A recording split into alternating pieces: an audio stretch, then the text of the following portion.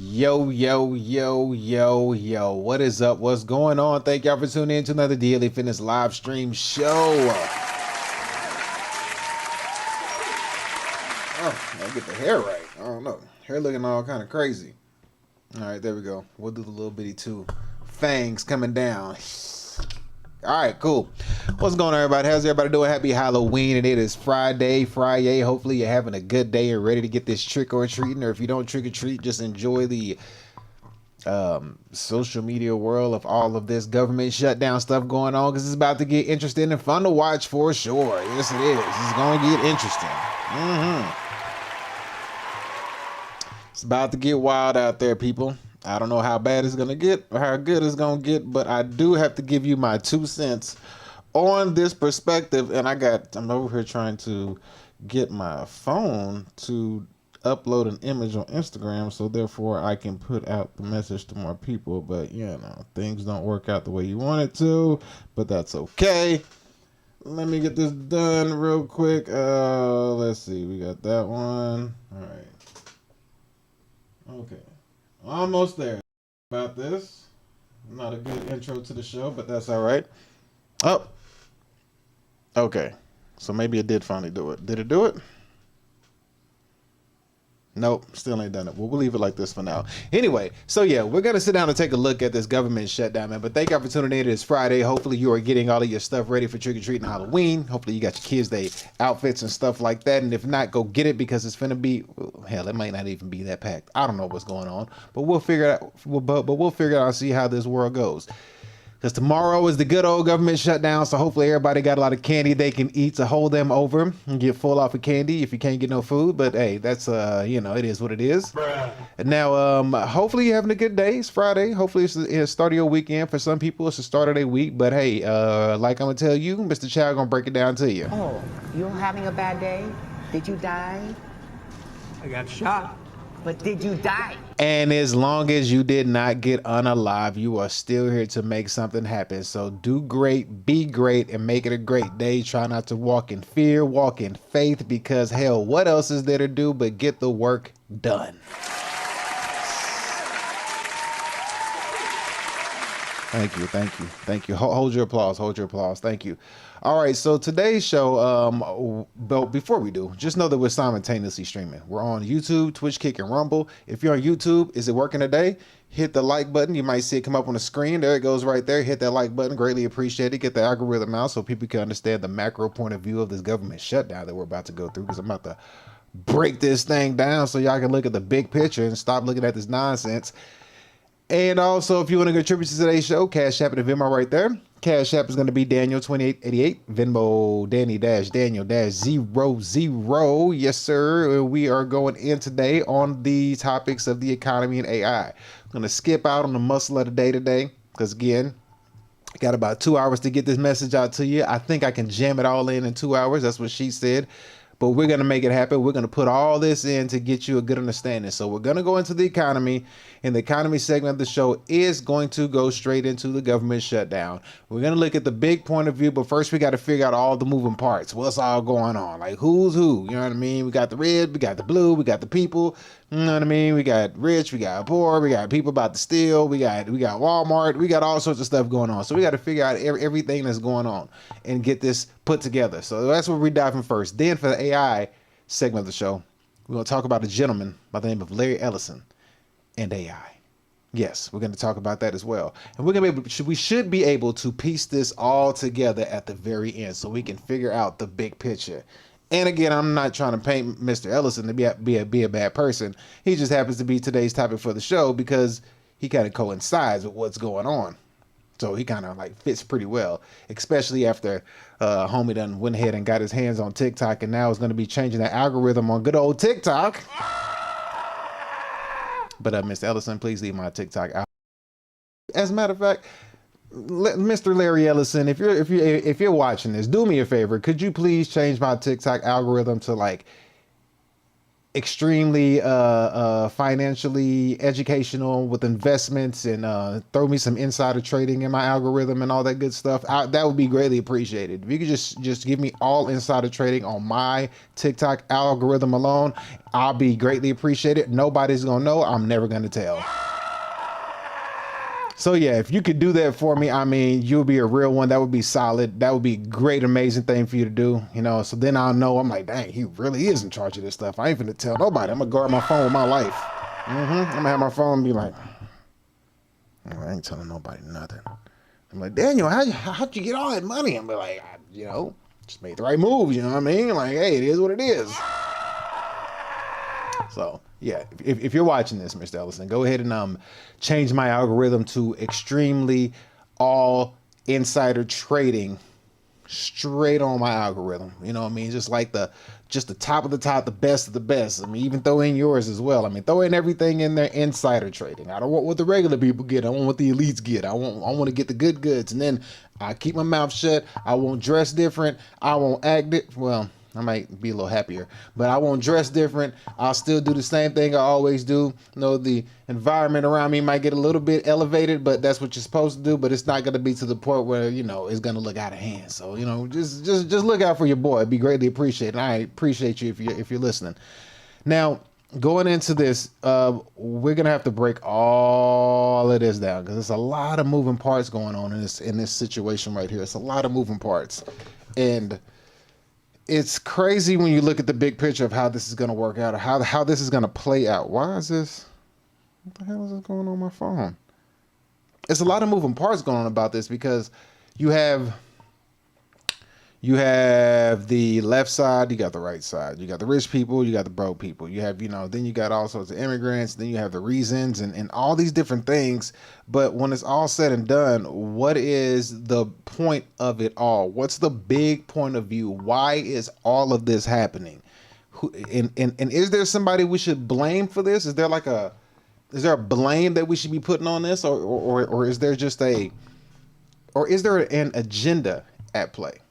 Because, you know, when you dive deeper, you start to realize, and you start to look at what's going on, you actually get to see, like, okay, this is why this side has the government shutdown going on. And this side is saying that we tried to, I guess I'll say this from my left. So the left side, the blue, we're going to find out this is why this side wants the government shut down to stay.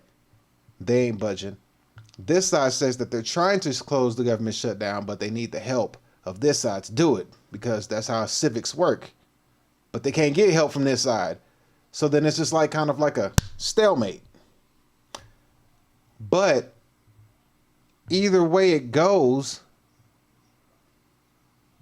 the agenda is still going to head in a particular direction. One might postpone of said agenda, but it's still going to work in favor of the overall macro point of view when we look at this from a bird's eye view.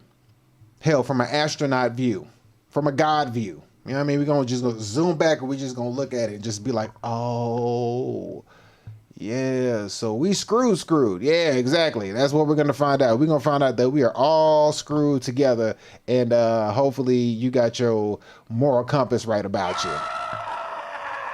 Or your spirit right, lined up with the Most High. So with that being said, we're going to dive right into it. We ain't going to waste no more time. So let's go ahead and go straight into it. So as we see here, there it is. So as we see here, good old government shutdown, baby. Day 30 or is it day 31? Because it shut down on the 1st. So is it day 30 or is it day 31? I'm not sure. You know what I mean? What do we call this? Because they still got it screwed up here, which is weird. It says day 30. You can't see the very top. It says day 30. Down here it says 13 hours. Up here it says 14 hours. But the minutes are the same. And the seconds are the same. But it's an hour off on each one. But they like, we don't care. It's an hour off. We ain't finna fix that. So as we see right here, we got ye old government shutdown in place. Yes. As we can see. And we are in day 30 or 31. Whatever you want to call it. Going into a full month. Now, the longest government shutdown was 32 to 35 days by Trump. The longest one was Trump. The last time he was been in office, the longest one. So I think we're gonna beat that one. I already said that from the beginning. I was like, we gonna beat that old government shutdown record, like for sure.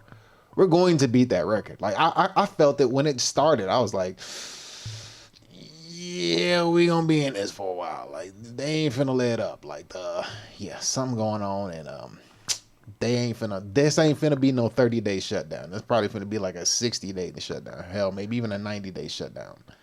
I see this one going on for a while, but for a understandable reason. Not that the reason is good or bad, but it's understandable, you know. Have an understanding about why said shutdown might go on for like 60 to 90 days. At least that's what I see. I mean, they may say things differently, but this one gonna be that one. This one's going down in the history books for all government shutdowns. But before we start, let's get a smile going real quick. Let's get a quick smile. Crap. No, don't tell me I messed it up. Okay, good. Okay, before we start, let's get a smile in. I got one video I want to show you. This is just for shits and giggles. Let's just get a quick smile in, all right? Let's get a smile in before we get serious, because it ain't going to be, we ain't going to be laughing too much today. Today ain't going to be too much smiling and happiness. So let's go ahead and get the smiling and happiness out the way now before it gets, you know, real up in here, all right? So first things first, let's go ahead and take a look at this video. So what we got right here is we have, there we go. We got this person right here. All right, clearly they wrapped up, apprehended. I don't know if this is a male or a female, but however, they've been apprehended, and let's see how this plays out real quick. Here we go. You're hurting me! Just don't lift me! You're hurting me! Ow! Ow! Ow! Help! Help!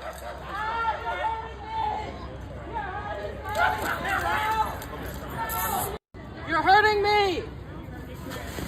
Just don't lift me! You're hurting me! Ow! Ow! Ow! Help! Help! Shut up, bitch! Shut up, bitch!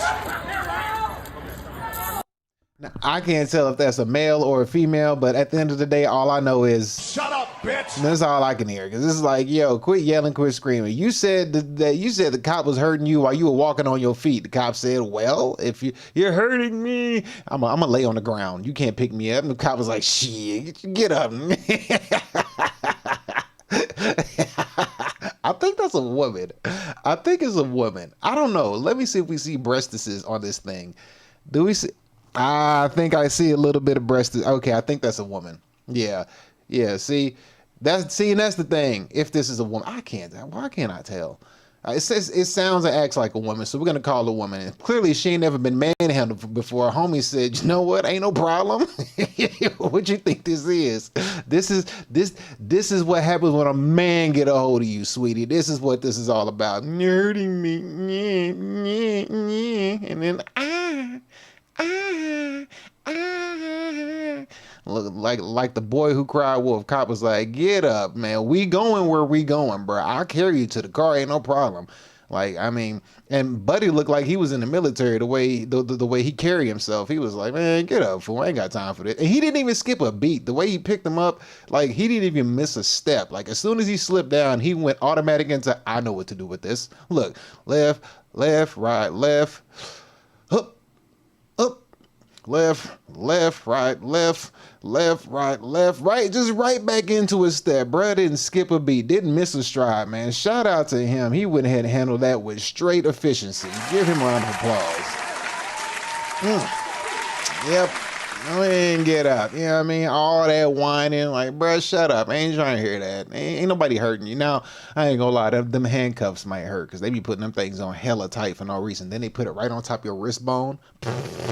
So wrist was probably hurting. So I give she, that. But yeah, you could have just walked. You know what I mean? Screaming and yelling, thinking somebody finna come save you. Like, bro, you getting carried. Like, shut up. We all gotta walk. You getting luxury treatment over there. Like, it got a stranger carrying you in public when you fall to the ground like a little baby. So yeah. So there's that. So we saw that going on. All right, so let's get into this government shutdown. All right, let's go ahead and get straight to the meat and potatoes. Where should we start? Let's start with, how am I going to kick this thing off? Let's start with people reacting to the government shutdown. Let's start there. Yeah, let's start to some of the reactions of the government shutdown, and then we're gonna get into the reasons of the government shutdown. I believe we should do that. I think that'd be the best way to go about this. Drywall. What did it say? Restrictions. What the hell? Somebody offered me Arby's? No, I'm good. I'm good. No, thank you. So, you know what? No, let's get straight to the understanding. Let's see if we can no. Let's get to the reactions. Let's first see people reacting to the shutdown. All right. As we know, government shutdown.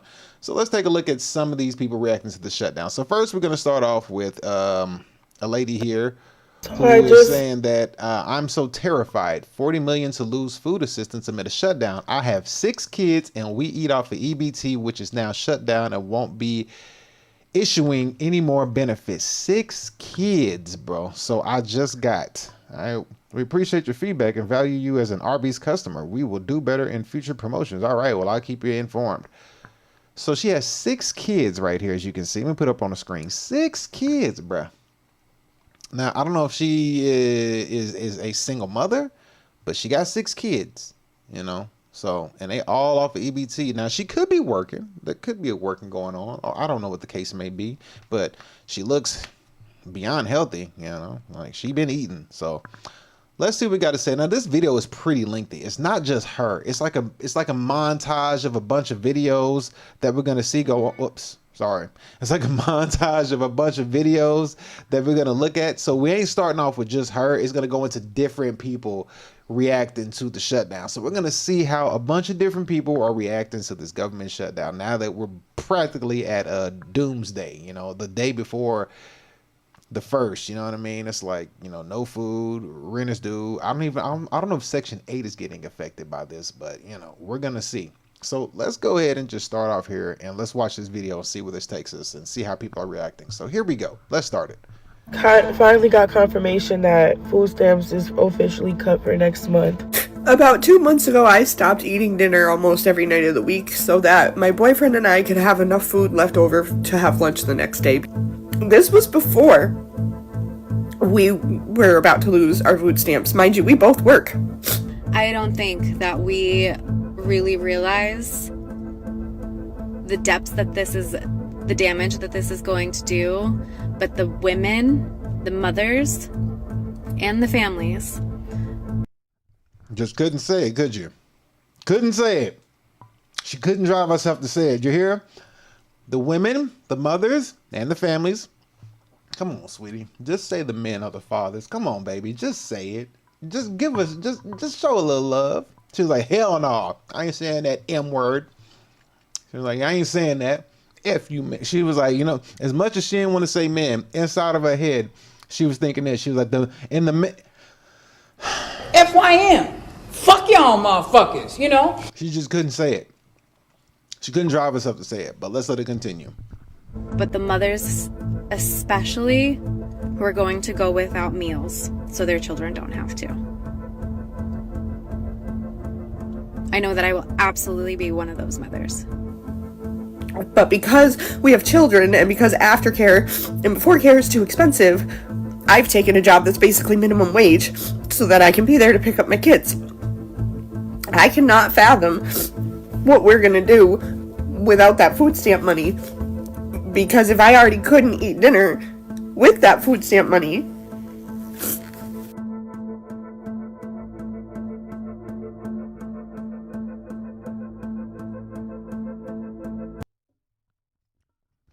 sitting here wondering what families will do next month without food stamps.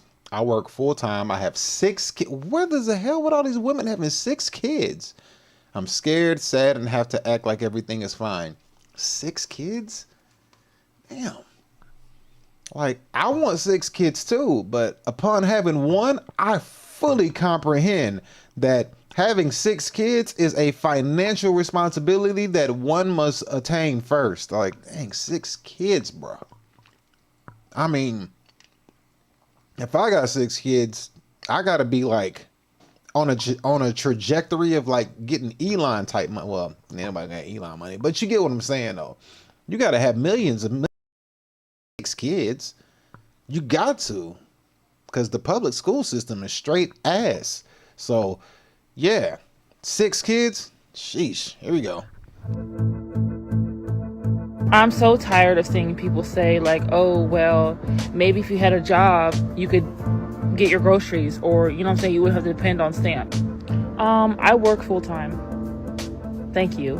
And I do rely on stamps because guess what? It's not enough money in this economy for me to be able to pay bills and get stuff that we need and provide for my 2 kids. So yes, I depend on stamps. And I have a full-time job. So please know that people out here depend on stamps is not because we out here just mooching off the government. It's because we literally need that to provide for our family. I work hard every single day. I get up every single day and clean houses. Look, I don't mean to like rag on this lady, but like, sweetie, you can't get on the camera looking like that. I mean, you literally just got out of bed. You probably just dropped the kids off at a school, ain't brushed your teeth. You still got on your little moo-moo and whatever else you got on. Like, you look a hot mess. Like, at least look good to where some dude might see you and be like, I'll be a stepdaddy to those 6 kids, because ain't nobody looking at this finna hop on it. And I still rely on food stamps to feed my 6 children because the prices are so high. It's unrealistic to think about not having food stamps. Next month, I'm so terrified because 6 babies are always eating. Plus myself, I eat about 1 meal a day, but still.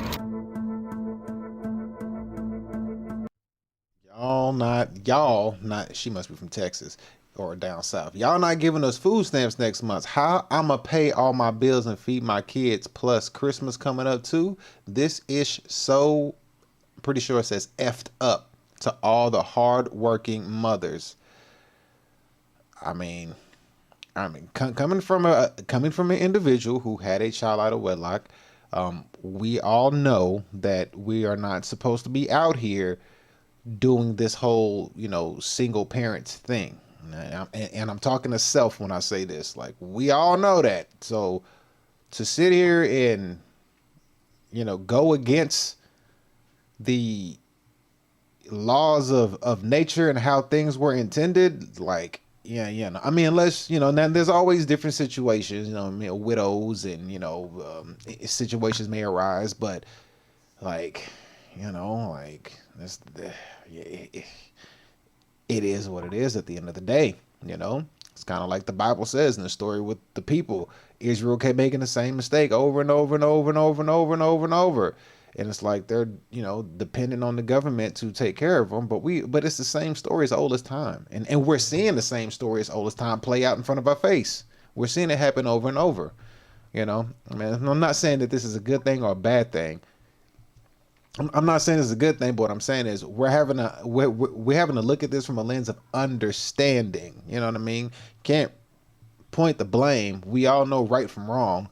We all know, what happens when you choose to have children and not do it with a 2-parent household. But the government was allowing that to go on for years, 50, 60, 70 years. And like I say, they do the old rug pull and snatch it up underneath you. Just like a drug dealer. They give you that good stuff, then they start cutting it back. And they start cutting it back. That's all they did. That's all they did. They doped you up, made you feel real good. And then all of a sudden it was like, they give me that. You know what I mean? And then all of a sudden you're like, what? What do I do? And that's just how it is. It's very unfortunate. But let's continue. Let's keep going. Here we go.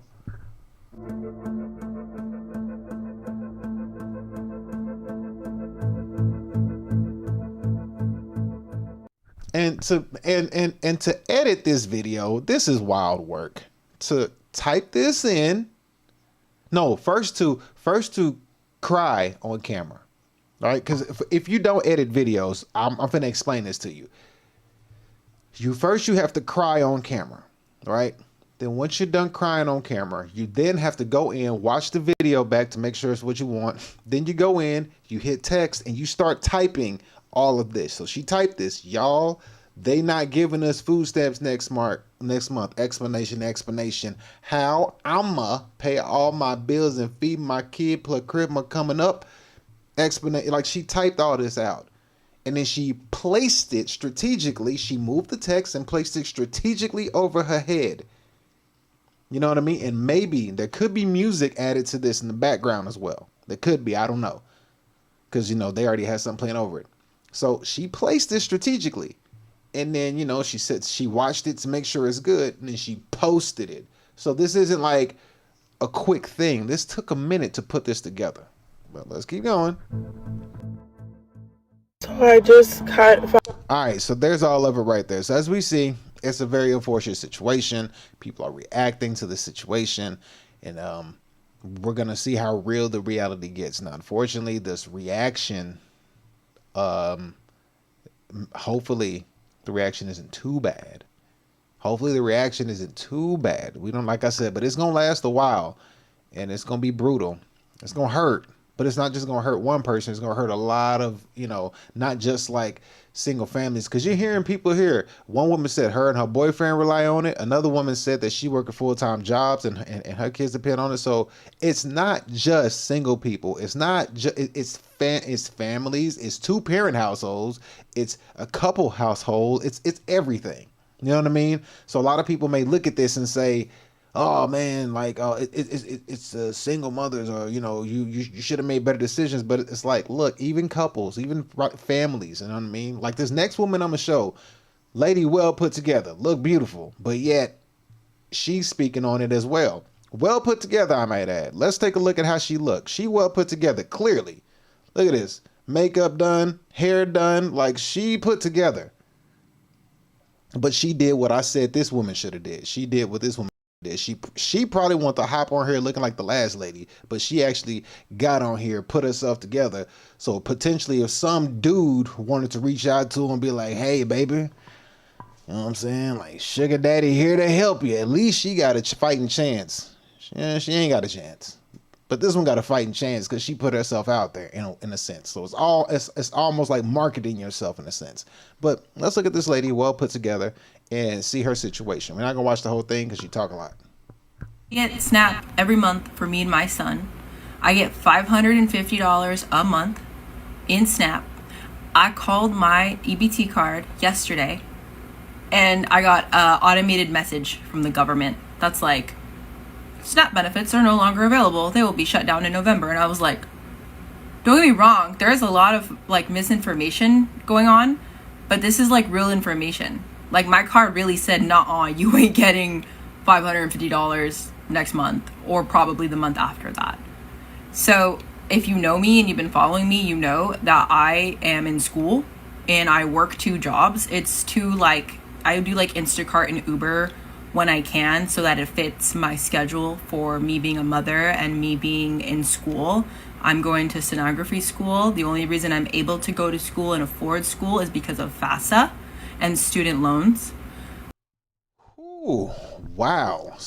She got FAFSA and student loans, which means in a sense, she got FAFSA and student loans. So we already know that the student loans, they not playing about those. They recouping their money on student loans. So her wage is going to get garnished down the line.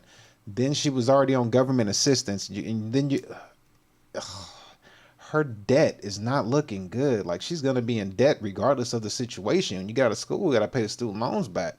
You know what I mean? Unless you go to sugar daddy route, you can get those paid off. But to be going to school, 2 jobs, kid, and then on government assistance, and then I don't know if she's on housing or not. But adding all that together, it's a disastrous recipe. But as you can see, though, she's well put together. She looks good. You know, she's not just people that look a certain way.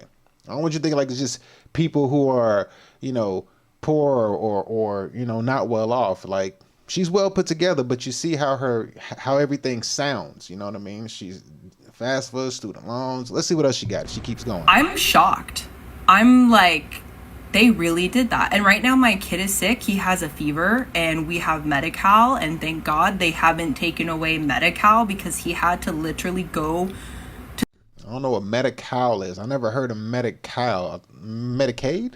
To the doctors this week because he has like a virus, and it's been a really stressful week for me. I don't want to talk about it, but these people, thank God, my family, like I'm Mexican, Indian, and Filipino. That's my nationality. I'm Mexican, Indian, and Filipino. Thank God my family, I have a big family. So yes, they did take away the SNAP. And yes, I'm going to have to probably work more. And my family is going to have to help me out more. And people I know and everything, everyone's going to have to put in more effort. And thank God I have people to do that for me or with me or help. Okay, so she's good. So she okay. She fine. You know, she got people that's going to help her.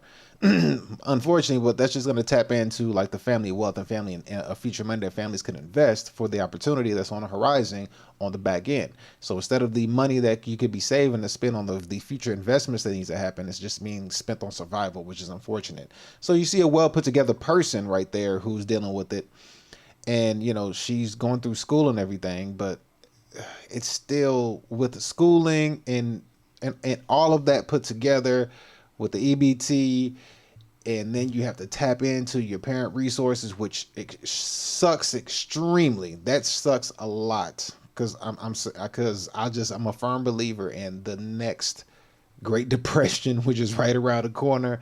People gonna need the money to be able to utilize it in order to come out victorious on top. So we have another one right here. This lady's gonna speak. She's an EBT mom, and she's gonna speak on how, you know, this is just her making a call and speaking on all the EBT moms. So let's hear her talk. EBT moms, what are we doing if we don't get EBT in November? Just wondering, because I don't get that much to begin with, but like my family thrives off that. We need that. Like that's how we get our big bulk dinner items. So just wondering, what am I supposed to do? EBT moms, what are we doing if we don't get EBT in November? Just wondering, because I don't get that much to begin with, but like my family thrives off that. We need that. Like that's how we get our big bulk dinner items. So just wondering, what am I supposed to do? I mean, don't know. Hopefully you know how to cook and stretch out your food. Spaghetti should be your best friend. That was what I was for. Hell, ground beef is hell expensive. So chicken, rice, and potatoes, stretch it out, make the same meal over and over, and learn how to meal prep. You know, learn how to utilize certain foods would be the only thing I would say. But you know, one thing I do know that people who have EBT, you ever seen people with EBT? You know they have it because the way their shopping cart looks. Their shopping cart be like full to the brim, and it shows you that when people get extra money, the way they spend it like it don't matter. It's like, well, it's not my money. I didn't work for it. It's just gonna come back next month. But it's like, you should still. Sorry, my throat's hurting, so I have to take a candy. You should still treat that money with some kind of discipline. You know what I mean? Like, I get every once in a while you want to treat yourself to something nice, a steak or something. But people who have the EBT, they be having like, I mean, you can chips, cookies, snacks, cupcakes, cereal, milk. I mean, you just be seeing boxes of frozen pizzas and all sorts of stuff. And you just be looking like, damn, like everything going in the microwave, everything going in the oven that's already pre-frozen. Like you could see it. And then you thinking like, did you just spend $500 on one run? Like, is this all your EBT money? And you're not gonna have any left over for like the next time you get paid? Do you literally try to blow the full amount in that time frame so you're zeroed out for the next time you get money? You know what I mean? It's like you would think that you would have discipline on how to spend it. So therefore you would have good spending habits when you get off it. You wouldn't just be blowing it. Oh, I get 500 or 530 or 1,000, and it look like they have $1,000 worth of food in a carton. It's like, damn, you know. And then underneath they be having sodas, and I just be like, bruh, that's crazy. You need to have some kind of discipline with that. Like you should be teaching yourself, like, okay, how can I stretch this out? Like challenge yourself. Like, you know that another EBT or another amount is coming, 1st and 15th, I believe how it works.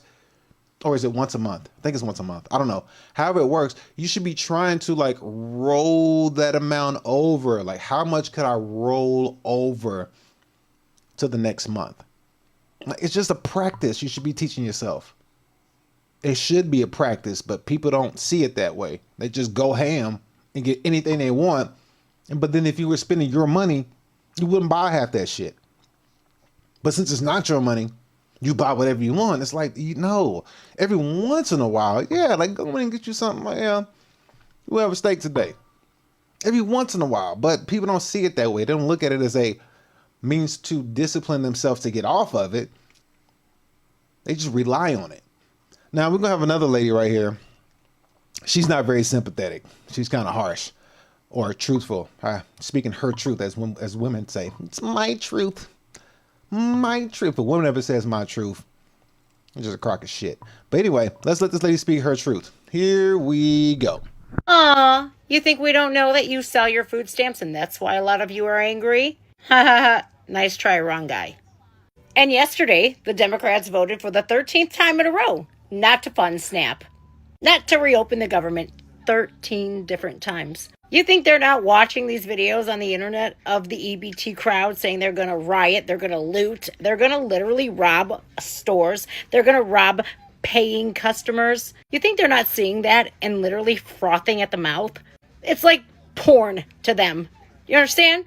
The Democrats love it. And I'm going to say this right here, right now, in front of everybody. If you don't believe in God, you try to rob me of the groceries I paid for, that's the day you're going to meet him, sucker. Period. Aw, you think we don't know that you... All right, she came through and spoke some truth, so I got to give her some credit for that. Now, she did, yeah, that is true. She's right. I mean, there is a lot of stuff been happening. And I guess since she spoke on it, I want to go back to it because she mentioned that the Democrats have already turned it down 13 times. They've tried to shut this thing down about 13 times, and there's been no luck, no bueno, no goodness happening. And they're not open to shutting this down. They want to keep it closed. They don't want to reopen it unless they get what they want out of it. They're like, no, we're not going to allow this to happen. We're going to keep it the way it is. You know, now, if you don't know the way it's set up, the Senate, right now we have 53 Republicans and 47 Democrats, if I'm not mistaken. Let me see if I can find it because I do have it on here. Where is it? I do have it. Let's see. Do I have it? I know I do. Right here. We do have it. So right here, we do have right here, as you can see, the Senate is right here. About the Senate, there's 43 Republicans and 47 Democrats. This includes 2 independents who caucus with the Democrats. All right, so as you see, there's the numbers right there. So there needs to be a 60 vote in order for the government to be reopened. And I think the numbers that it comes out to is like a vote of 55. They can't get 60. So if all 53 Republicans say yes, they need the Democrats to reopen it because you got to have 60. So let's go ahead and listen to some of the reasons as to why. Because we got a guy here who speaks on it. He says that the Democrats panic as Johnson lists off their ransom demands to the people or to reopen the government. So I'm going to put him up here, and this guy's going to talk a little bit. We're going to let him speak. He says some stuff that we're going to have to go over. So now we're going to go in and we're going to look at why the government is closed as far as the Republicans and Democrats go. This guy's a Republican. He's going to speak on why it is being closed, and he's going to give a nice speech. So right here, you can see it right here. It says the Democrats shut down, simple facts. He's going to go over this. He's going to speak on it. So let's hear him and see what he has to say. So we're going to get our understanding of said situation. So let's go. There are simple facts about the Democrat shutdown that everybody needs to recognize. Here's 4 of them. First of all, we have to have Democrats to reopen the government. You know that in the Senate, it requires 60 votes to break an impasse. Hang it on, Lily, hold it real here. Keep it close to the podium. I want everybody to see this, okay? We're going to make it simple. I had my 15-year-old son and some of his friends were together over the weekend, and they wanted me to explain it to them as simply as possible. This is the little formulation, okay? Hey, fellas, remember from civics, you got to have 60 votes in the Senate. We only have 53 Republicans, so we must have Democrats to do it. The Democrats are out trying to claim that this is all on Republicans because we control the government. We don't control the Senate without 60 votes, so you have to have them. Now they've voted 13 times, those Senate Democrats, counting the House and the Senate together, they voted 13 times to keep the government closed. And what they're demanding as a ransom to reopen the government are some really crazy things. They want to restore $200 billion in health benefits paid for by U.S. taxpayers to illegal aliens and non-citizens. We can't do that. They want billions of dollars in wasteful programs to be returned to foreign countries for things that none of you would agree with. We're not going to do that. They want $500 million to go back to left-leaning news organizations paid for by taxpayers. We can't do that. And then they want to cut $50 billion from the Rural Hospital Fund that Republicans got signed into law July 4th to prop up health care in red states and rural areas around the country. It's too important, but they want to take that away. They know that we can't do it. And now that they've begun to admit what this is all about, thanks, Lee, you put another thing there. They're admitting what they're up to. Chuck Schumer said every day of the shutdown gets better for us, meaning the Democrat Party. And you know, we had the second-ranked Democrat in the House, the minority whip, who just said a few days ago, the end of last week, that we know that this is causing great pain for the American people, but we have to use this leverage. We don't have many times where we have leverage like this. And so they've shown you what the real motivation is. But ultimately, why are they doing all that? Let me summarize this really quickly, as simply as I can, for the civic students back home. Republicans are not demanding anything, literally nothing. All we want is to reopen the government. The Democrats are demanding all those things I just showed you on the chart, plus a lot more. When I say they want to send money to foreign countries, this is some of the things that they would propose that we spend money on again. They're demanding, this is a ransom to reopen the government. Now, while he's talking about this, I'm going to look in to see exactly if Chuck Schumer did say that, because I usually try not to take anybody's words for face value, because sometimes I might be trying to slander each other. But then again, you know, I always try to find the words coming out the horse's mouth. So I'm going to look for that. And also, what he said is that they have a whole lot of left-leaning ideologies. They're trying to support left-leaning news, which that in itself is, if you know how far the left goes, it gets very Marxist, which is communism. So that means that government rules, government take all. And if that's true, then yeah, nobody wants that. I can agree with that. Nobody wants that at all. Nobody wants communism in their country. It's not a good thing, because then all they do is enslave you and you never come out of it. And with AI on the horizon, the enslavement will be something that we've probably seen in some crazy sci-fi fiction movies that can could potentially will turn into facts. But let's let him continue. Here we go. This is the ransom to reopen the government, is what he's about to read off. The ransom that is to reopen the government. Here it goes. Things like $4 million for global LGBTQI plus awareness campaigns around the world. $4 million for the LGBTQI plus democracy grants in the Balkans. They want $2 million for feminist democratic principles projects in Africa. We're not doing that. But again, the question is why? Why? This sounds crazy. It is. Why would they do this? And what we saw on vivid display over the weekend was the re-emphasis of this fact. This is motivated purely out of fear. And what do we mean by that? You saw the Democratic leader in the House, Hakeem Jeffries, endorse Zoran Mamdani for mayor of New York City on Friday. It was an illustration of what we're facing here. The Democrats right now fear the far left activists more than they fear air traffic controllers, border patrol agents, American service members, and so many others missing their paychecks. They fear the Marxist insurgents like Mamdani more than they fear families and children going hungry from lapsed benefits that keep food on their tables. They simply fear losing their own political positions next November. if they don't appease the angry far left base right now. And they will appease that base at any cost, no matter how much pain's inflicted. In fact, they've said in their own words, this gets better for us day by day. How does it get better? Because they're proving to the angry far left base in their party that they will prioritize them over the American people. And simply put, it's the profound fear in the Democratic Party that drives this shutdown. It is not principle, it is not policy, it is certainly not concern for the constituents that they say that they want to represent.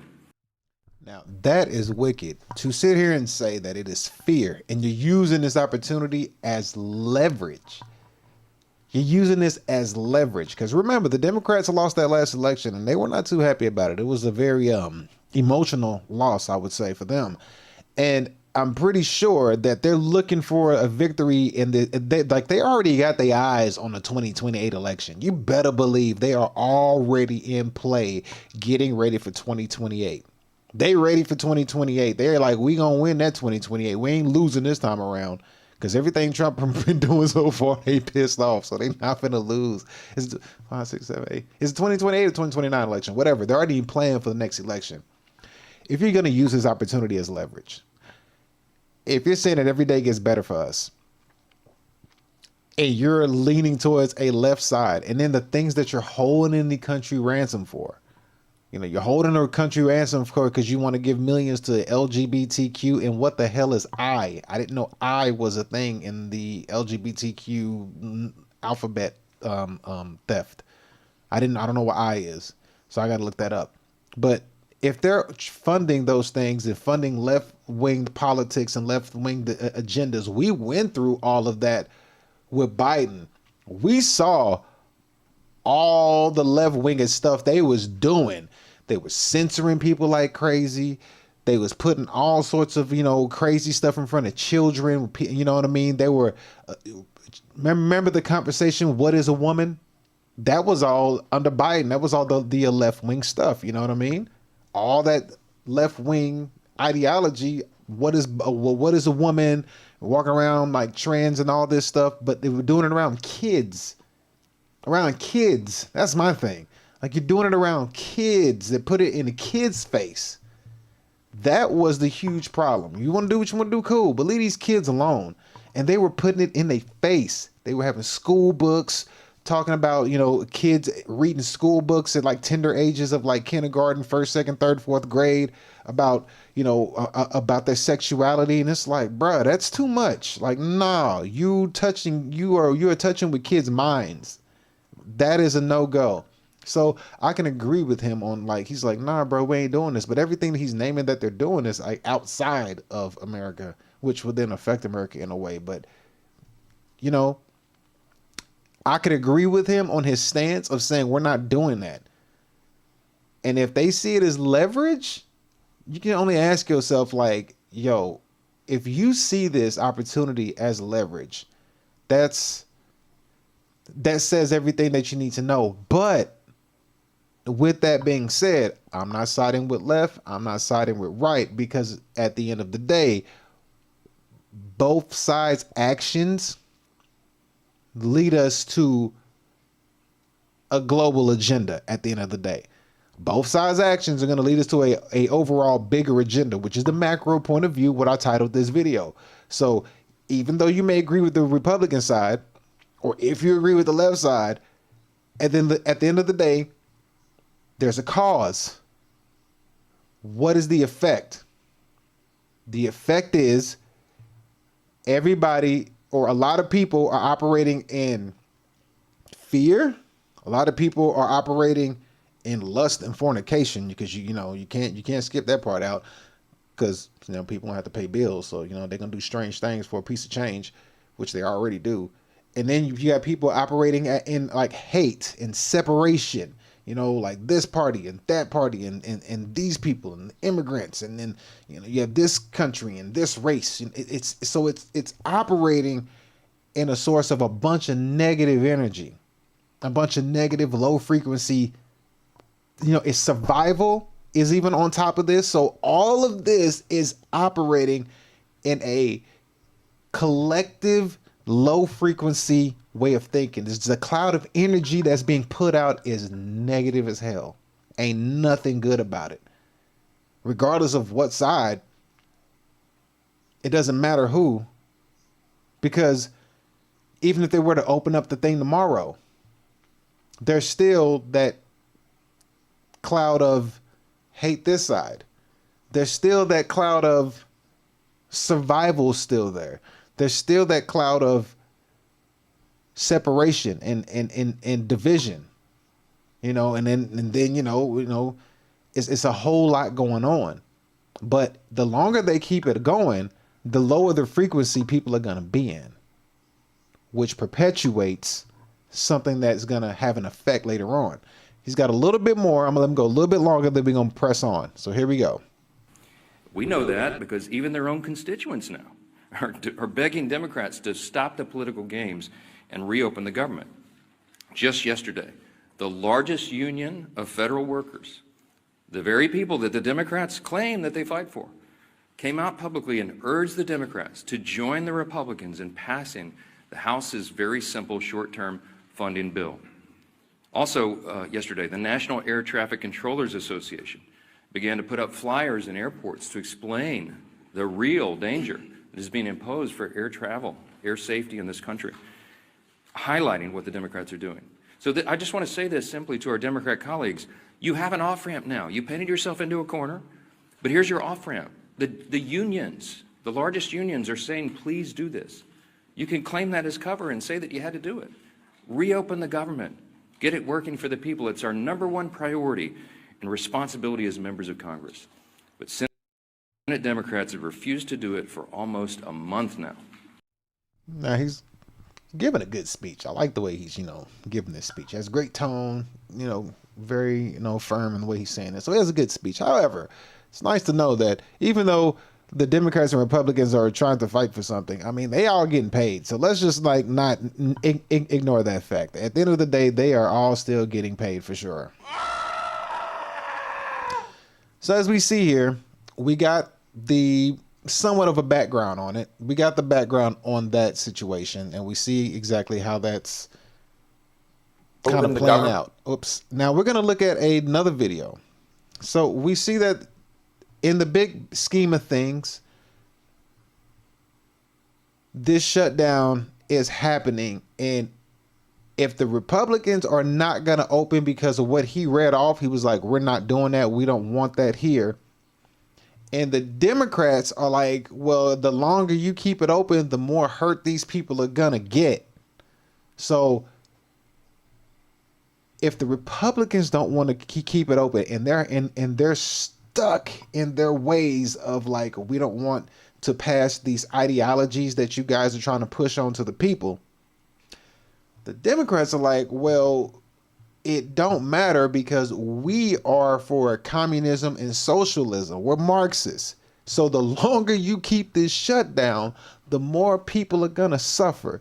The more people suffer, what are people going to end up looking for in times of stress, hunger, and survival? They're going to look for a savior. They're going to be like, please, somebody help us, save us. That's what's going to come out of this. At the end of the day, if both sides stay hell-bent on staying firm on both sides. So the Democrat Party is technically, if that's what he said is true, it gets better each day. It don't matter because the people are going to hurt. And when they hurt, they're going to want something to be done.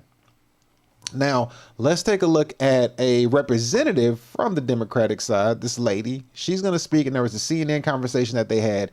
And let's hear when a gentleman asks her a question, how she answers the question to get a kind of a mindset on how said party looks at things.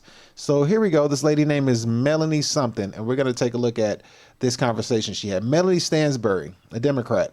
We're going to look at the way she handled this interview and this conversation on how on the standpoint of the Democrat Party. Should the Democratic senators from New Mexico, your home state, vote to open the government so that these SNAP funds are not at risk? Let me be clear.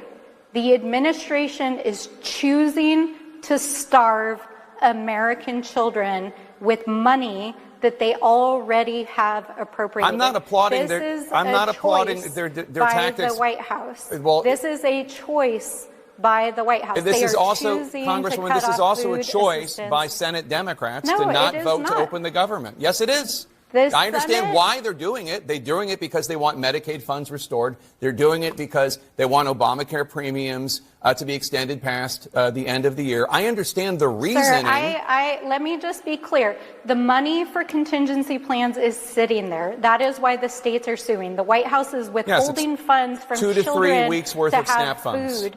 Yeah. Yeah, well, it may not be a big deal to you, but let me It is tell a you big that deal to for me. the grandparents, for grandparents big deal that to me. literally are feeding their children, My point to is that not it's a have short-term money solution. in those accounts.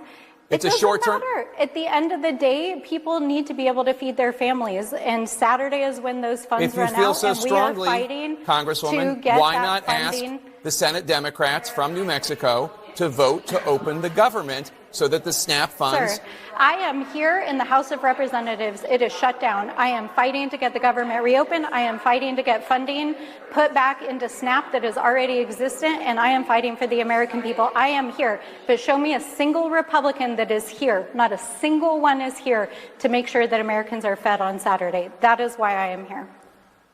Democratic Congresswoman Melanie Stansbury from New Mexico. Should the Democrats...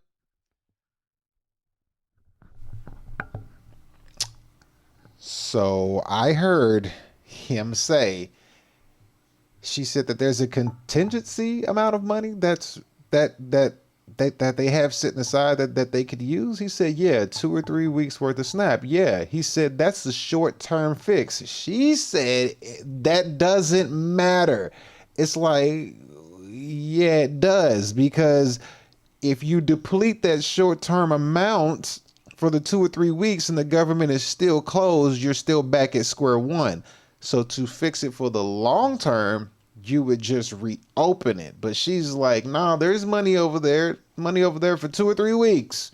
Yeah, there's money over there for 2 or 3 solid weeks. But he said it's a short-term fix. Her words, I quote, it doesn't matter. He said it's a short-term fix. She's like, that don't matter. It's still a fix. So don't you want to fix it for the long term if you reopen it? Like, shh. And look at her face. Look at her face. Can you see her face? Let me zoom in on this face. Look at this face, bruh. This face here is look at this face, bruh. She is like, I do not care. I think somebody said one of the scariest things in the world is a liberal white woman. She scorched earth, boy. She does not. He said there's 2 or 3 weeks worth of SNAP foods over there that they could use to help people out. She said, he said that's a short-term fix. She said, I don't care. I mean, bruh, come on. So there's your mindset right there, okay? So she clearly made it clear on how they feel about that. The fact that she said the short-term fix, they don't care if it's short-term. Like, there's money over there for 2 or 3 weeks. That should tell you everything you need to know. Now, we have another gentleman here. He's going to break it down in a more in-depth way.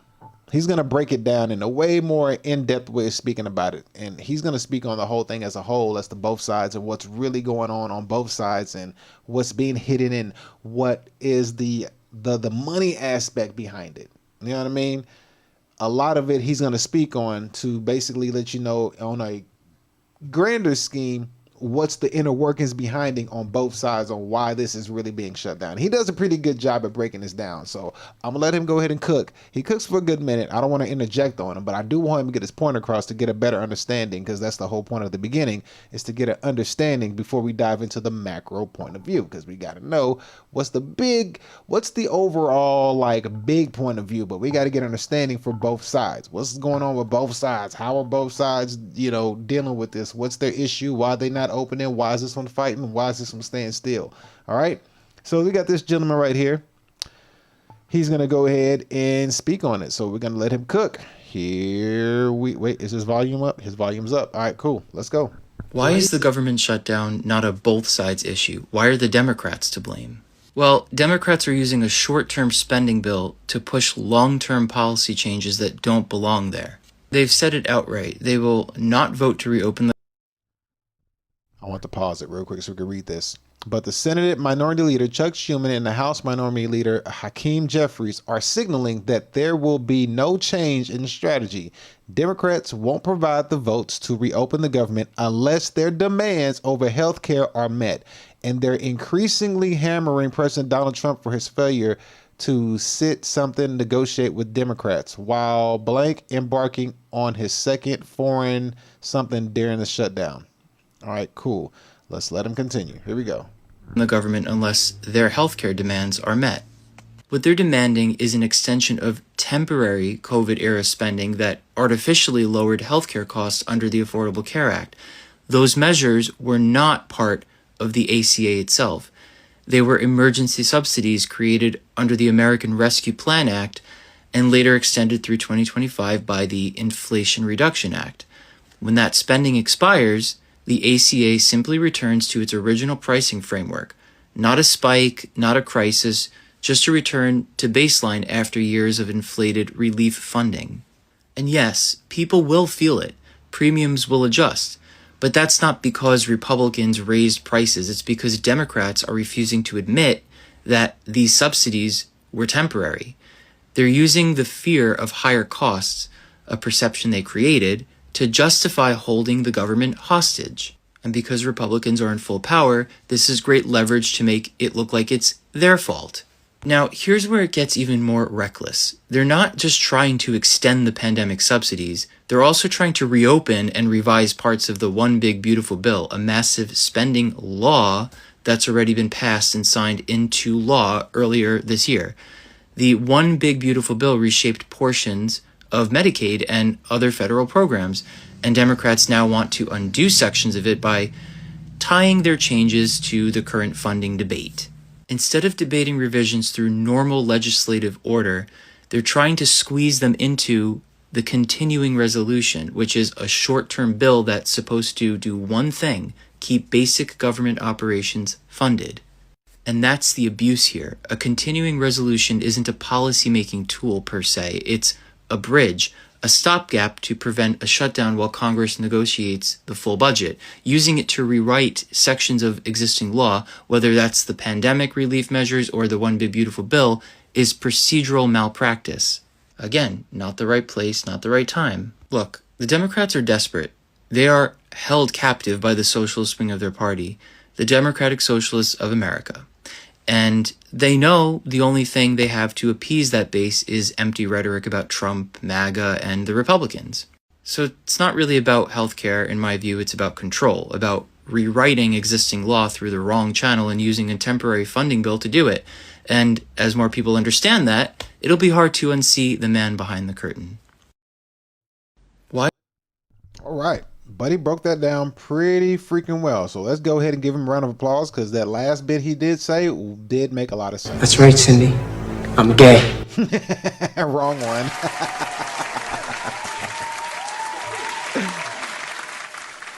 So yeah. So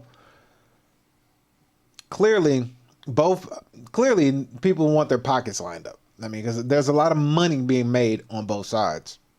But in a sense, that's what's being fought over. Like there's money on both sides, you know. But the Democrat does have the socialist agenda that they're pushing, and that's what's being fought over. It's a capitalism versus a communism fight. Okay, that's the big fight. There's a capitalist and a communist fight going on. They're both trying to line their pockets up, but that's the fight. The fight is over control. Is it control for a capitalistic lifestyle or control for a communist lifestyle? That's the end result, which is what he basically said. It's a fight for control. That's what this whole thing is about. And he did a good job on breaking that down. So you can see that this is the whole thing behind it. And of course, you know, you can always make it look like one party is doing it because of this and the other party's doing that, the pointing the finger, but the whole time, the whole time this is going on, the one that they're trying to control is you. The whole time this is going on, the one that they're fighting for control over is you. They want you under their control. Because if you know anything about communism, communism has its control. It's all-seeing eye, one world government control. If you know anything about capitalism, if it goes wrong, it does have a means to play big bank, take little bank. You know what I mean? So they both have their control mechanisms. It's just that one locks you down so damn tight that you ain't never getting out of it. Because somebody said something that made a lot of sense to me. Because I remember I spoke to a girl at a job I used to work at, work in the hospital. She spoke to me about her, I think she's from Cuba. She's from Cuba. She said she left Cuba because of communism. And she was like, it was horrible. I'd never want to live in a communist country ever again in my life. And she said, it sucks because I'm starting to see it come over here in America. That was like 2 or 3 years. That was like 3 or 4 years ago. And somebody had said something to me that made sense. It was like, you ever heard anybody fleeing a capitalist country to go to a communist country? I was like, that's actually a good point. No, I've never heard that before. I've heard people flee communist countries to go to a capitalist country, but I never heard anybody flee a capitalist country to go to a communist country. That's true. That's true. I ain't never heard that before, which makes a lot of sense. But the control is what's being fought over. And while all this is going on, people are the ones suffering. The people are the ones suffering the whole time. And as you have right here, you can see right here that somebody put up here stating that the Democrats' $1.5 trillion demands to reopen the government. This is it right here. $200 billion in healthcare benefits for illegal aliens, repeal of the $50 billion rural hospital funds, permanent COVID subsidies without reforms, $500 million for liberal news outlets, $4 million for global LGBTQI awareness campaigns, $4 million for LGBTQ democracy grants in the Balkans, $2 million for feminist democratic principles in Africa. So there's like a mindset. There's an ideology that they're trying to spread. They're trying to spread the ideology. Why the hell would you do $2 million for feminist democratic principles in Africa? They're trying to spread it out. Because right now, China's already a surveillance state. China's already been a surveillance state. UK just implemented the digital ID, which is about to make them a surveillance state. Right now, we're seeing the fight here in America for the same thing. They're fighting it. They're trying to fight it. But in the end, they're going to lose. But they fighting it. Oh, they fighting it. They fighting it like hell. Now, here's another person right here. It's a person, this lady, I believe. She went ahead and she asked, what's his name? Mr. Schumer. Chuck, I think it's Chuck Schumer. She actually spoke to him and asked him a question. And we're going to look and see how he responded to the question that she had. It's a short clip. It's about less than a minute long. But she's basically asking him why they are continuing shutting it down even after 13 times. But the question she's going to ask is, she had pressed them on why the Democrats are now opposing the same type of continuing resolution they supported 13 times under Biden. But now we're going to see what's going on and what's the issue with it now. And again, like I say, it's a fight up here, but the beneficiaries in a negative sense of the conflict are the people. You know what I mean? The beneficiaries of this conflict, and the beneficiary meaning in a negative sense, like the beneficiary, the people who benefit in a negative way from this, the control are the people. Both sides are fighting over control from the people. The Democrat has a communist mindset. Republicans got a capitalist mindset, but they're both fighting over it for the people. Capitalists getting paid too. Let's not ignore the fact. Capitalists making money off this side too. But, you got the communist side over here. But let's keep going. So we're going to watch this video about this reporter is going to ask Chuck Schumer. Let's see how he handles it. Let's see how he articulates himself when asked a question about said situation. So here we go. Let's go ahead and pull this over. And here we go. Historically, you've been against government shutdowns. Also, Democrats passed the same CR as recently as March, as well as 13 different times under the Biden administration. Why the sudden change of course when there's been a history of Democrat support? Ask Donald Trump, ask John Thune, and most of all, ask Johnson. In all those instances, we negotiated with Republicans and came to an agreement. When I was majority leader, we had 13 different CRs. Ask yourself, why was none shut down? Because I sat down with Republicans and negotiated. They haven't. The American people see it. Every poll, we just saw one in our caucus today. They blame the Republicans. They blame them because they're not negotiating, because they're on the wrong side of health care, because they're in charge. They have the presidency, the Senate, and the White House, and they've gone home. So the Republicans have put themselves in an awful stew, and the American people are blaming them. Historically, you've been against government shutdowns. Also, Democrats passed the same CR as recently as March, as well as 13 different times under the Biden administration. Why the sudden change of course when there's been a history of Democrat support? Ask Donald Trump. No, she's asking you. She ain't asking Trump. She's asking you, bruh. She ain't asking Trump. She's asking you. He didn't answer her question. That's the first thing you need to pay attention to. He did not answer her question. And if what and since he deflected her entire question, because that's what he did, you would have to ask yourself, is this what he's defending? Is he defending this right here? I'll put it back on the screen so you can see it. Is this what he is defending? And I would say he's super angry as hell. Buddy is like hellified pissed. I don't know why he's so damn angry, but he's angry the way he's talking. Is this what he's defending? I mean, as angry as he is this what he's defending? Because he didn't answer a question. It's like, she asked you the question and you said, ask Trump, ask that, ask this. It's like, well, the question was for you. Answer it. He didn't. So is he defending this? No, is this what he's defending? You got to ask that question. So as you can see how this situation is going, it's not looking too good. And then you have the whole, since the government saying shutdown, he's like, the people are going to see whose fault it is, who's to blame, who's to blame, who's to blame, point the blame at them, point the blame at them. It's a blame game. They still get paid, but the beneficiary, the people that they're trying to control, it's like, how do we control them? Well, if we take away their food, if we take away their benefits that they rely on, we can get some order out of this chaos. That's what they're aiming for. That's what they're aiming for. Now, when it comes to SNAP benefits, here's a chart that somebody has put up. And basically, I got to be careful with this. Let me make sure I got this chart right. And this says food stamps by ethnicity.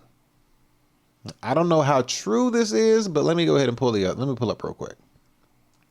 Here we go. Food stamps by ethnicity. Allegedly, if I can get this thing up real quick. Here we go. And it shows food stamps by ethnicity, percentage of U.S. households receiving snaps. As you can see up here, the top one says Afghan, Somalia, Iraqi, Dominican, Caribbean, Native, Puerto Rican, Cuban, Black, Arab, Cambodian, Haitian. It just shows the number going all the way down. And then down here it has white, 8.6%. I'm like, I've looked into this before. I did a show on this before. And the white people were up like 60%. They were up high. They were up a high number when I looked into this. So to see them at 8.6%, I was like, I don't know how true this is. But then somebody else put up a different one. They put up a different one and they broke it down like this. Let me show the other one that the other person put up. Where is it at? Where are you? He had another one up and it basically looked, where is it? I just had it. Let me find this for you real quick. Because I think the one that the other person put up was like a per capita. And I wanted to see exactly if it had a better match to it than said one that we just saw up here. Where is it at? God dang it. Okay, I think here is this it? Okay, that's the same one. but it's hard for me to get you to see it, but I'll zoom in on it like this. So this should help it out a little bit better. Yeah, this should be a little bit better. All right, so we have this one right here. So as you see, the other one is over here, the food stamps by ethnicity, but this one we have a share of total SNAP. So same order, Afghan, Somali, Iraqi, whatever.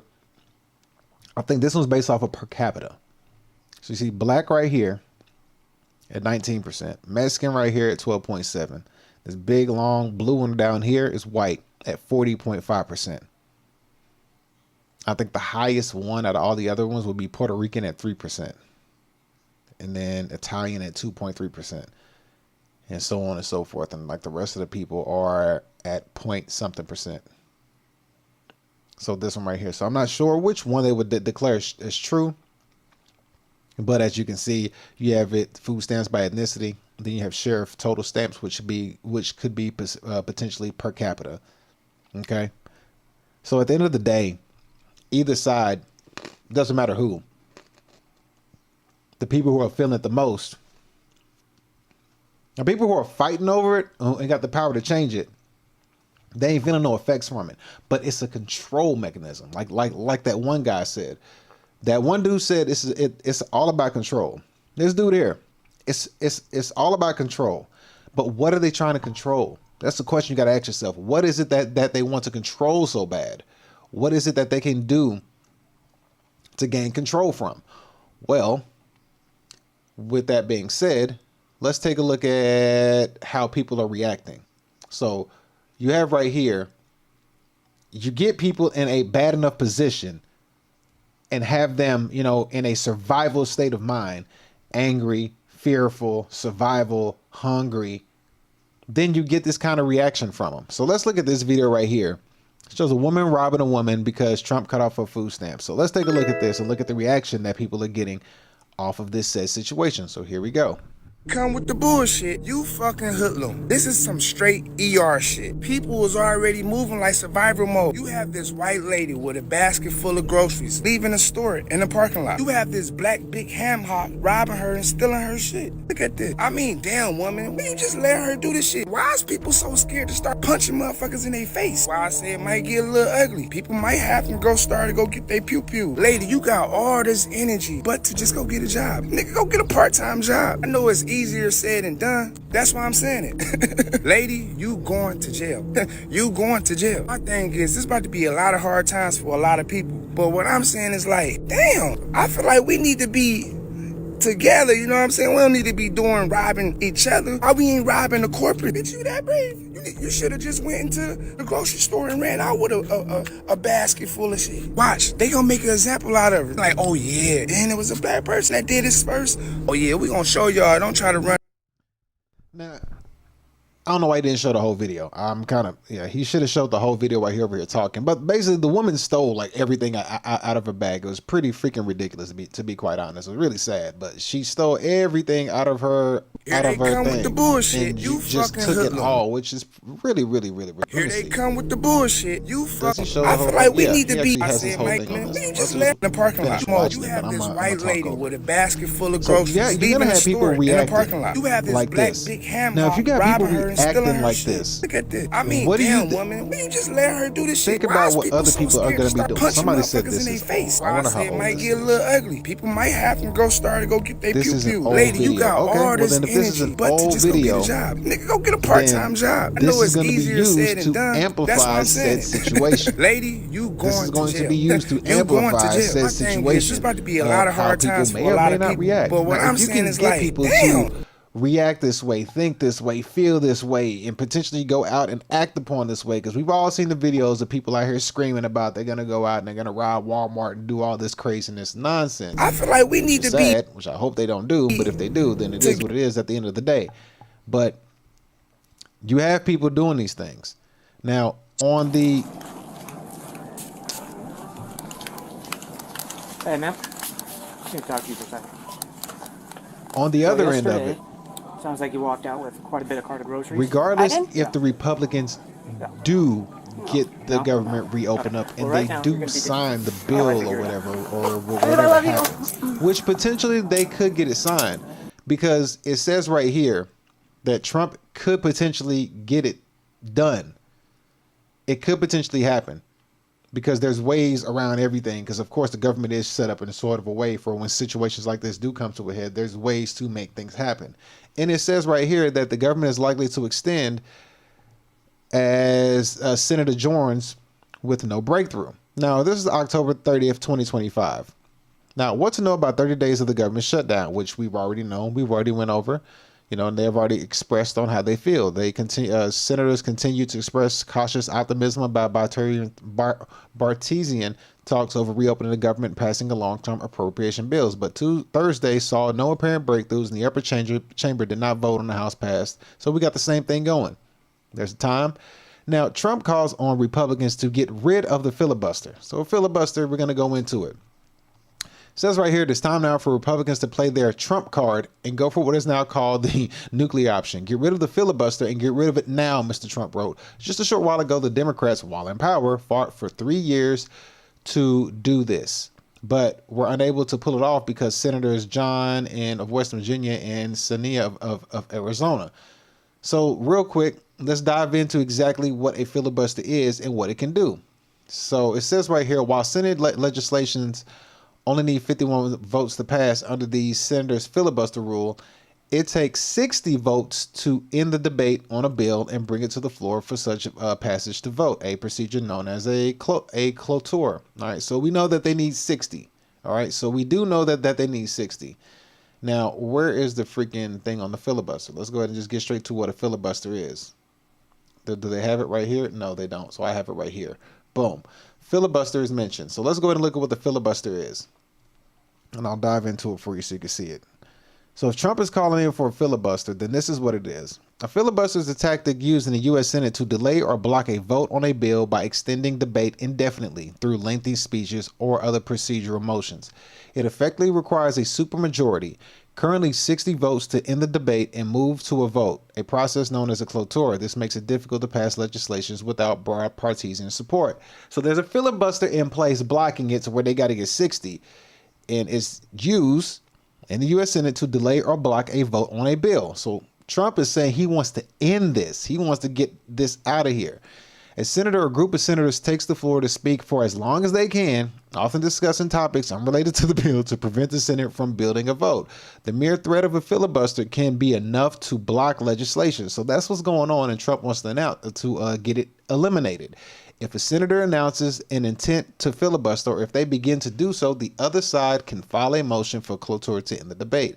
A cloture motion requires 60 votes to pass. If the 60 votes are not secure, the debate continues and the bill is effectively blocked, which is what we're going through.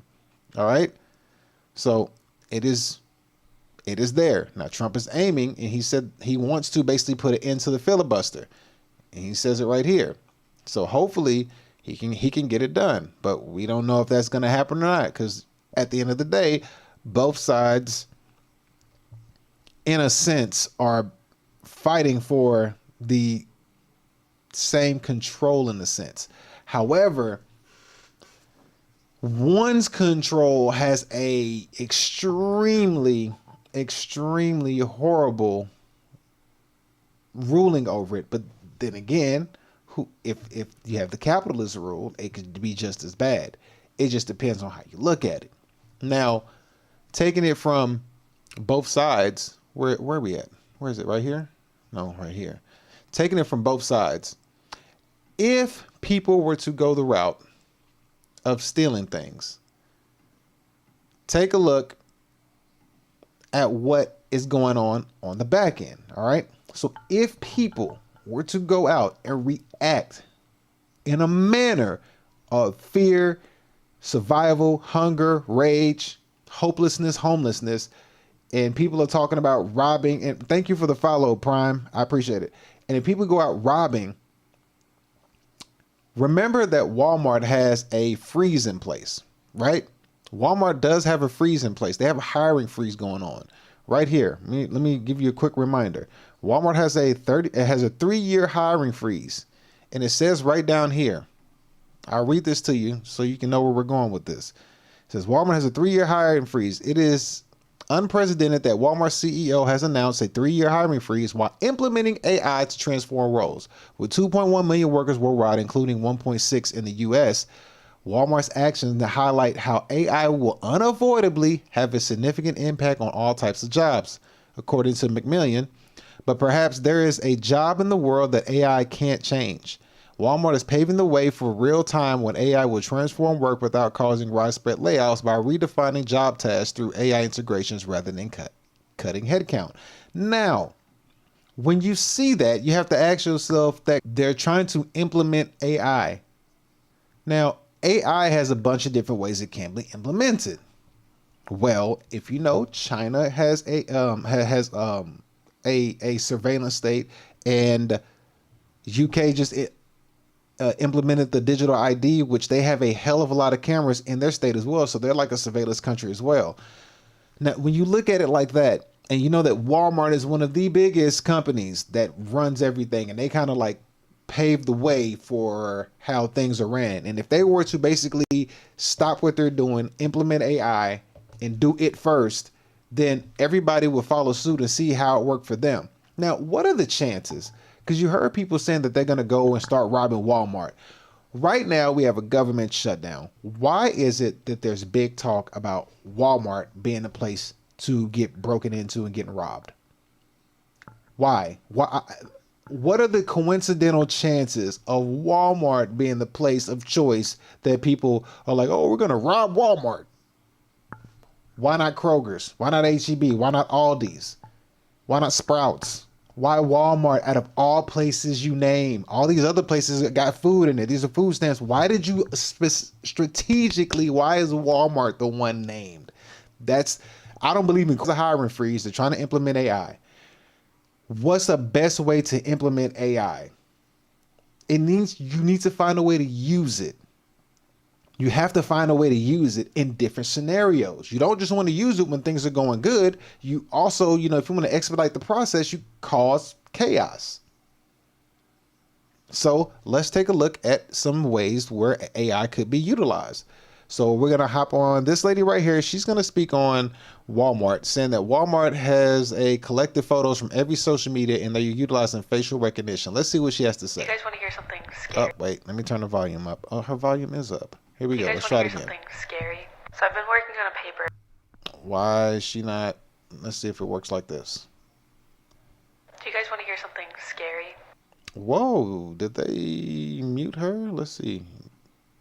So I've been working on a paper about Walmart Oh and facial no, recognition, we don't have technology, sound. surveillance, and the self-check. Why do we not have sound on this? That's crazy. Did they mute this lady? Was she speaking too much facts? What's going on? Let's try again. Do you guys want to hear something scary? So I've been working on a paper. Yo, what is going on? I heard this earlier. Why are they not letting her speak? What's going on? Oh, what's going on? Why am I not able to get this pulled up? Oh my goodness, that's crazy. Okay, cool. We're gonna skip to the next one and hear this lady talk about it. Here we go. We got this lady speaking on it as well. So here we go. Has the state. Oh my goodness, another one. Why is this? Do I have these muted? Let me make sure I ain't got these muted. I do not have these muted. Nope, they're not muted. No, wow. No way. Facial recognition. No way. Ain't no way. What is going on? This is crazy. 1 million Americans are about to. What the hell just happened? Okay, let's see. Can we try this over here?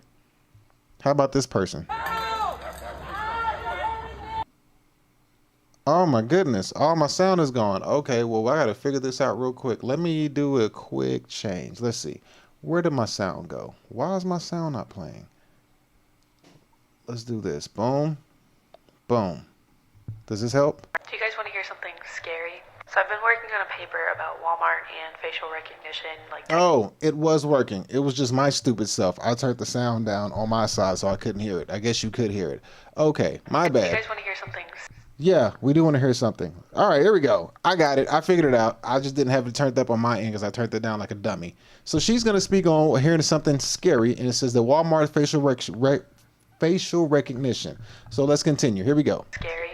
So I've been working on a paper about Walmart and facial recognition, like technology and surveillance in the self-checkout lines, right? What you didn't know is that Walmart works with a company called Clearview AI. Clearview AI has a database that collects photos from every social media platform all around the world.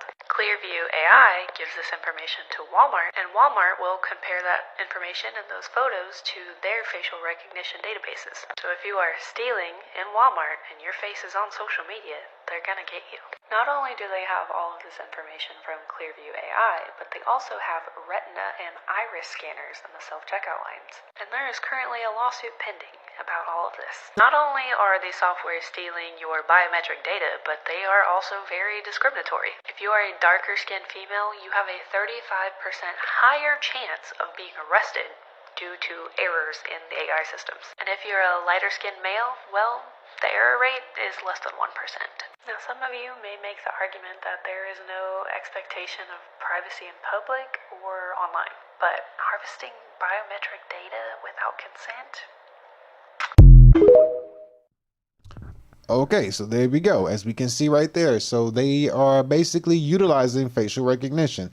So therefore, if you are tempted to do things and steal, they have now a reason to start rolling out and using this AI technology at a more faster rate, because now there's a chaotic situation where they can be like, okay, cool, let's see if this works. Let's get these people to steal. If we know that their intentions is to steal, and you could potentially get the wrong person, unfortunately, then we're going to be able to see if we can match them with the database and then go get them.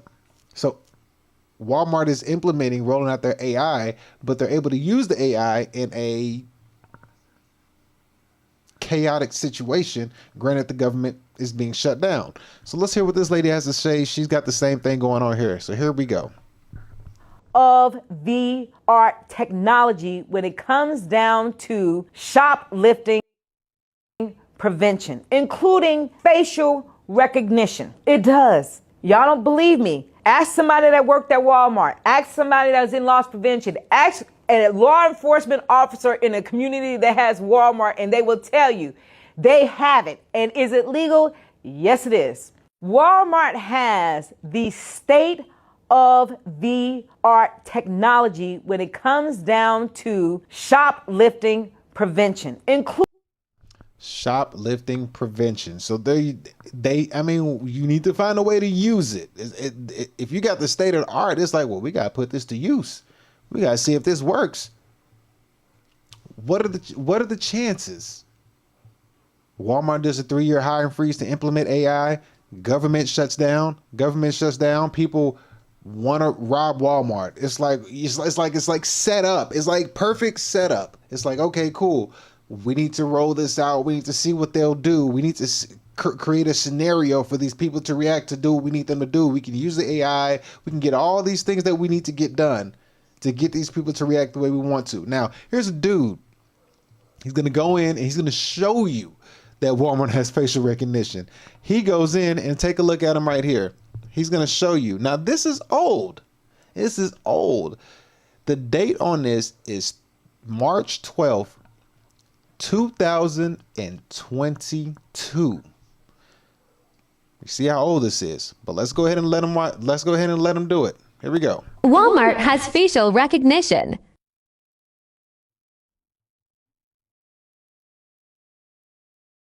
Walmart has facial recognition. So there, now this has been a thing. This is 2022. This video was rolled out. It's an old video. It's an old video from 2022. This has been going on. So you don't think that this whole scenario is created to get a reaction out of the people to do something? And we're going to let this last dude talk here before we switch over to the next segment of the show, because I got to move on. This guy explains why cutting food stamps is going to hurt everyone. So let's see why everyone is going to feel the pain and how far this has, or how far the reach is going to be when it comes to food stamps getting cut, because it's not just going to hurt the people who can't get food, because the grocery stores are going to be full. It's just the people are going to be hurting. That's just what that is. But let's let them go ahead and cook. So here we go. Lose access to food stamps on November 1st. And that's thanks to an ongoing government shutdown by these girls. And it's not just bad news for families struggling to put food on the table, it's about to wreck the US economy as a whole. Food stamps, or SNAP benefits, lifts about 4 million Americans out of poverty each year, it supports 400,000 jobs, and it generates $20 billion in wages. So that's not just a free handout, that's literally a pathway out of poverty and stimulates the entire US economy. Also, for every dollar the government spends on SNAP, we get about $1.5 in economic activity in return. What does that exactly mean? Well, without these food stamps, your local bodega guy will struggle to bring in business. That truck driver who delivers fresh produce to the supermarket or the farmer's market, fewer routes, bigger grocery chains, less demand. So when these girls are fighting and playing whack-a-mole with social programs like food stamps, it's not just hungry families on the line, it's jobs, it's small businesses, it's the entire US economy as a whole. It drags on, state leaders are basically in emergency mode trying to keep people fed. Like New York, for example, is dipping into emergency funds to keep SNAP running, while other states are scrambling to roll out short-term relief just to keep these families fed. So 41 million. All right. You win it! Hey, Lord! All right. So yeah, so it's going to have a domino effect. It's going to affect a lot of people, because a lot of people would sell their food stamps. You know, people would sell food stamps and they would spend it on like nails, drugs, shoes, clothes. Like the food stamp was just more than food stamps. It was also buying other things. It was a hustle. It was a way to get a lot of other things. So when you think about it, it's not just food that's going to be affected. It's retail spots that are going to feel the damage too. It's a lot of stuff that's going to get affected because these people were using the food stamps for not just food. It's a bunch of different things that is going to hit. Now I'm trying to find I just had something right here. Now what's crazy is, where is it? I had something else that I want to show you before I move on to the next part, but I cannot find it because I had it in here. Oh, is it over here? Where is it? Where is it? Where'd it go? Where is it? Where is it? Come on. I gotta find this before we move on. No, that's not it. Come on, let me find this before we move on. Where is it? And of course, I'm not gonna be able to find it now. And then when I'm done with the show, it's gonna be like, oh, it was sitting right here the whole time, which would be very frustrating. Pause that. Oh, I can't find it. Dang it. Because it mentions something about Trump and what Trump was going to do allegedly. It wasn't any facts to it, but you know what? I'll type it up real quick. Let's see. Trump. Let's see. Stimulus check. All right. So let's see what we have here. So where is it? Is this it right here? Close it down. So it says, despite the government shutdown, let's see. Is this true though? This is the whole thing, because I don't want to give out false information. Okay, if this is true. So let's just take this into consideration. With all this happening, government shutdown, all this stuff going on. If this is true, it says, are we getting a stimulus check in November? So it's tracked the IRS fund inflation payment rebate. It says right here that there's despite the government shutdown, inflation refund checks are still on the way for some Americans, as others are waiting for updates on the tariff rebate. IRS tax refunds or other stimulus checks in 2025. And here's what we know how to track the status of your relief payment. And there has been rumors and unsupported speculation spreading on social media and some websites about a new stimulus check or direct deposit relief payment in various amounts of $1,300 or $1,700 or $2,000 coming to Americans this year, according to reports, which are false. There has been no official confirmation from Congress or the IRS service to support these claims, and any such news should be taken with caution. It could be misinformation or attempted fraud. Now, take that into consideration. Even if it is, and let's say this goes on and something like that were to happen, you would have to track it down to how things happened 100 years ago when the Great Depression happened. And we're going to look at that right now. So I looked into this and I saw the 5 causes of the Great Depression. Now, if you were to take that information And let's say that information comes to fruition, it comes true. If it comes true, we're going to be super screwed. But just take a look on how the 5 causes of the Great Depression add up to where we're at right now. So what we have right here is this. So the 5 causes of the Great Depression, if we go down the list and just read this off, I'm not going to read the whole thing, but we're going to go for some of it. And you got number 1, vulnerabilities in the global economy. In the 20s, nations bounced back from the disruption of World War I or destruction caused by World War I, with factories and farms producing again.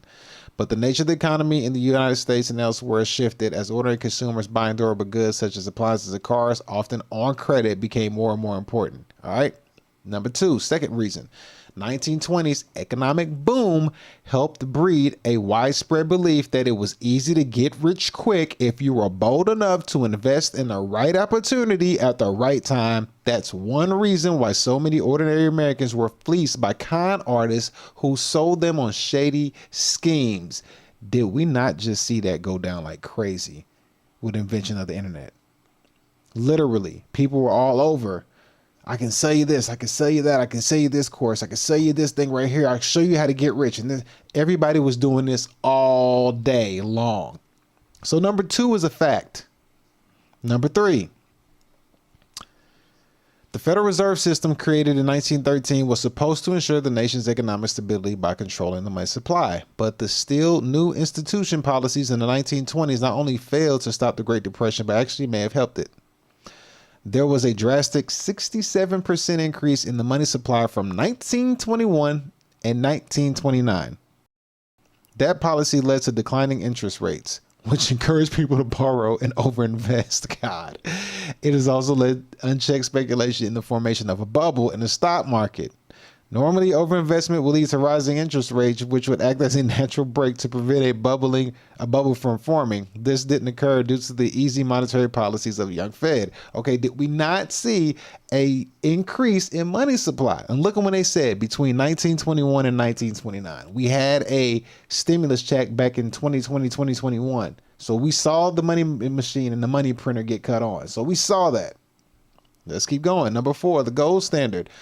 Back in 1929, the U.S., like many other countries at the time, was on the gold standard, with the dollar redeemable in gold and pegged to its value. But after the Wall Street crash, nervous investors began to trade their dollars for gold.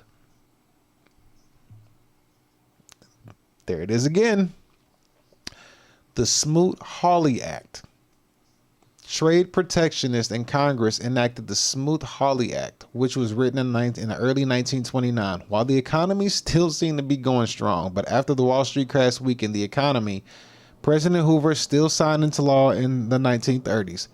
The law raised U.S. tariffs by an average of 16% in an effort to shield American factories from the competition with foreign countries' lower price goods. But the move backfired when other countries put tariffs on U.S. exports. If you're a country and you impose tariffs, that can be good for your domestic industries because your domestic energy might produce more for home consumption. But if other countries retaliate, then it could be bad for everybody. Okay. So as we see, there's a lot of these things. And then it says combine, a perfect economic storm. The really unlucky thing was that all those factors combined in sort of a perfect economic storm whose devastating effects had long-lasting repercussions. As Richardson noted, the U.S. economy didn't again reach full employment until 1940, just in the time for World War II. To disrupt consumption with rationing needed to ensure that the military had enough resources. Life didn't really go back to normal, new normal, until after the war when the victorious U.S. emerged as the world-leading economy. All right, that sounds extremely familiar, like nothing's changing. Let's go back to number 3. Number 3 here says there was a drastic 67% increase in the money supply between 1921 and 1929. Let's take a look at money supply. Let's take a look at it. Let's take a look at money supply. I have a chart right here, and this is going to be the M1. We got an M1, we got an M, and they got an M1 and an M2 chart. All right. We have an M1 and M2 chart. So here we go. Let me pull these M1 and M2 charts up real quick so we can see exactly how these things work. All right, so here we go. So M1 chart, where's the other one? M2 chart. Did I erase that? I did. All right, so here we go. We'll just take a look at the where is it? Okay, so here we go. I need to make sure I have that definition. Where'd the definition go? I think I lost the definition. Did I lose the definition? I think I did. Yeah, I think I did lose it. But here's the chart right here. No, there it is right there. So we have an M1 chart and an M2 chart. All right, so we're going to look at this real quick. So before we look at the chart, let me explain to you something. M1 chart and M2 chart. So M1 money supply includes highly liquid assets like currency and transaction deposits, while an M2 chart is a broader measure encompassing M1 plus less liquid assets such as savings accounts and small denomination time deposits. The Federal Reserve updated these definitions in May 2020, notably moving savings deposits into M1. All right, so I'm going to show you M1 and M2 chart, and we're going to see how they look. So as we just found out that whenever we found out that 67% increase, 67% of money was increased drastically, of money supply was increased drastically into the economy between 1921 and 1929. Well, if we look at the M1 and M2 charts, let's see how it looks from 2000 and let's see how it looks from 2020 to now. All right, so here we go. This is going to be the M1 chart first. Let's take a look at the M1 chart. All right, this is going to show the money supply. So right here, as we see, and it goes, and then boom, there we go. Look at that. That's the M1. Look at that right there. And what do we just read? M1 money supply includes. So this is the money supply chart. Right here. This is the money supply chart. This is the M1 chart. As we see, look at the number, 3,000. We got to about 4,000 in 2020. Then it shot up. The money supply shot up to 20,000 by the time 2022 hit. It went from 4,000 to 2,000. Excuse me, 4,000 to 20,000 in 2 years. Then it went down a little bit to about 17. Now we're up at about 19. Okay, that's the M1. Let's look at the M2 chart. As we see, it constantly is going up, but then it took a rapid increase from 15 all the way up to 21. So from 2020, from 15 all the way up to 21. And then it dipped, and then it went up again to 22. So we're seeing the money supply increase. As we see the money supply increase, it told us right here there was a drastic 67% increase in the money supply between 1921 and 1929. Well, we're seeing a drastic increase. And what year are we in? They said 1921 to 1929. We're in 2020. These numbers, like 100-year cycle, almost, it's like they're doing the same thing 100 years later. It's crazy. See, here's the M1 chart. Look at this. Look at that. Like, look at it. It's increasing like crazy. And all of these things are happening. All of these things are happening simultaneously together. And as we keep seeing these things happen, you have to ask yourself, what is the macro point of view of all of this? Well, we're going to get into it right now. So let's go ahead and move on to the next segment of the show, which we're going to speak on AI. And we're going to take a look as to see exactly how all of this ties together. So without further ado, let's get into it. Welcome to the AI segment of the show. All right, there we go. There it is right there. Quick round of applause. Where the heck is my claps at? There we go.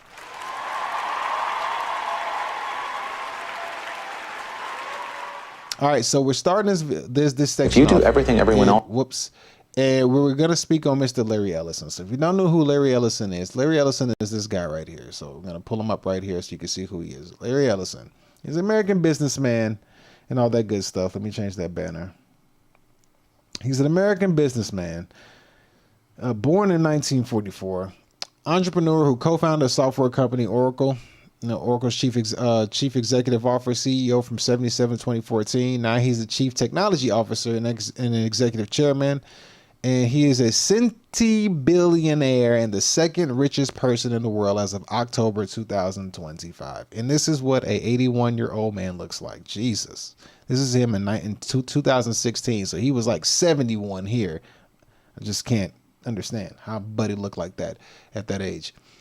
So let's go ahead and get in a little bit of an ideology of how Larry Ellison thinks. And then we're going to go ahead and dive deeper into see exactly how Larry Ellison moves. And we're going to see what the big picture is when you have a government shutdown mixed with what these people are up here doing and what these people are down here are going through and what the left and the right wing are fighting over.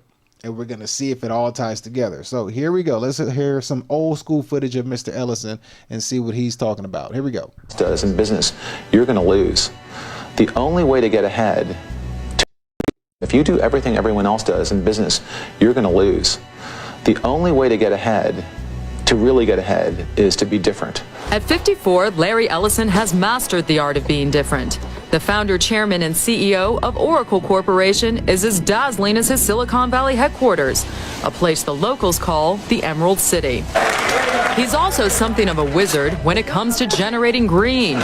Oracle is the world's second largest software maker, and Ellison's stake in the company, that translates into a personal fortune of some $12 billion.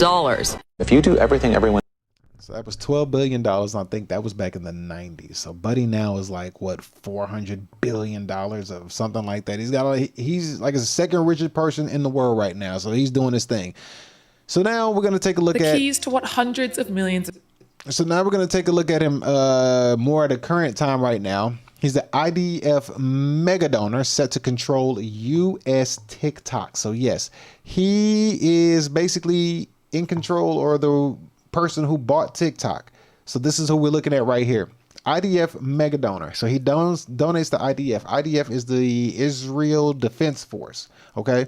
And this man recently, this is going to be from this month, and we're going to see what happens when we have we're going to see what's going to happen, how things are going to go, or the mindset of the new person who is going to be in control of U.S. TikTok. All right, so he's set to control the U.S. TikTok. So algorithm's going to change, and we're going to see the people that he works with and have an idea of how things are going to go. So just pay attention, because we have a government shutdown. We saw what they're fighting over. We saw that the left side has a Marxist communist point of view. We saw the right side was more of like, we're not going that direction. We're going to keep it capitalist. We're not down with all that stuff that y'all are doing. So we're going to keep the government shut down. The left side says, cool, well, let's keep the government shut down. We'll let these people suffer. At the end of the day, they're looking at the election in 2028. Now, they have their communist point of view. The other side has the capitalist point of view. But at the end of the day, the same people suffer. The same people are going to suffer. So it don't matter which way, because as long as the beneficiaries in a negative way, the people are suffering, they're operating out of fear and survival and negative energies and all that collectively. Now let's take a look at this guy right here, Larry Ellison. Let's see what's going on with him controlling TikTok. So here we go. People see on TikTok are about to be handed to a Zionist billionaire who has actively financially assisted the IDF and who holds terrifying ideas about the role AI should play in our daily lives. Thank you, Mr. President. Weapons change over time. We have to fight with the weapons that apply to the battlefields in which we're engaged. And the most important ones are in social media. And the most important purchase that is going on right now is TikTok. That was Israeli Prime Minister and genocidist Benjamin Netanyahu speaking last month on why TikTok matters for Israel's grip on power. Enter Larry Ellison, the 81-year-old Oracle co-founder and the world's second richest person, whose company is now set to take control of TikTok's data in the US and to retrain its algorithm from the ground up. It's part of Donald Trump's TikTok deal, which transfers majority control of the app's American arm from Chinese owner ByteDance to a consortium of tech moguls and Gulf royals. The upshot is, what 170 million US TikTok users see could effectively be shaped by a billionaire Republican megadonor with deep ties to Israel and its military. For 2,000 years, we were a stateless people, and now we have a country of our own, defended by all the brave men and women of the IDF. So anything we can do to support them. Ellison is the single biggest private donor to the Israeli Defense Forces. In 2017, he gave $16.6 million to Friends of the IDF, the largest donation in the organization's history. And he is reportedly close to Netanyahu himself, who once holidayed on Ellison's private Hawaiian island. Oracle is on the official BDS boycott list, supplying Israel's military and government with AI, cloud, and surveillance infrastructure. But there's more. Remember this story about a certain war criminal becoming the regent of Gaza? Bro, this dude look evil as hell. Look at that smile. He can't hide it. Jesus.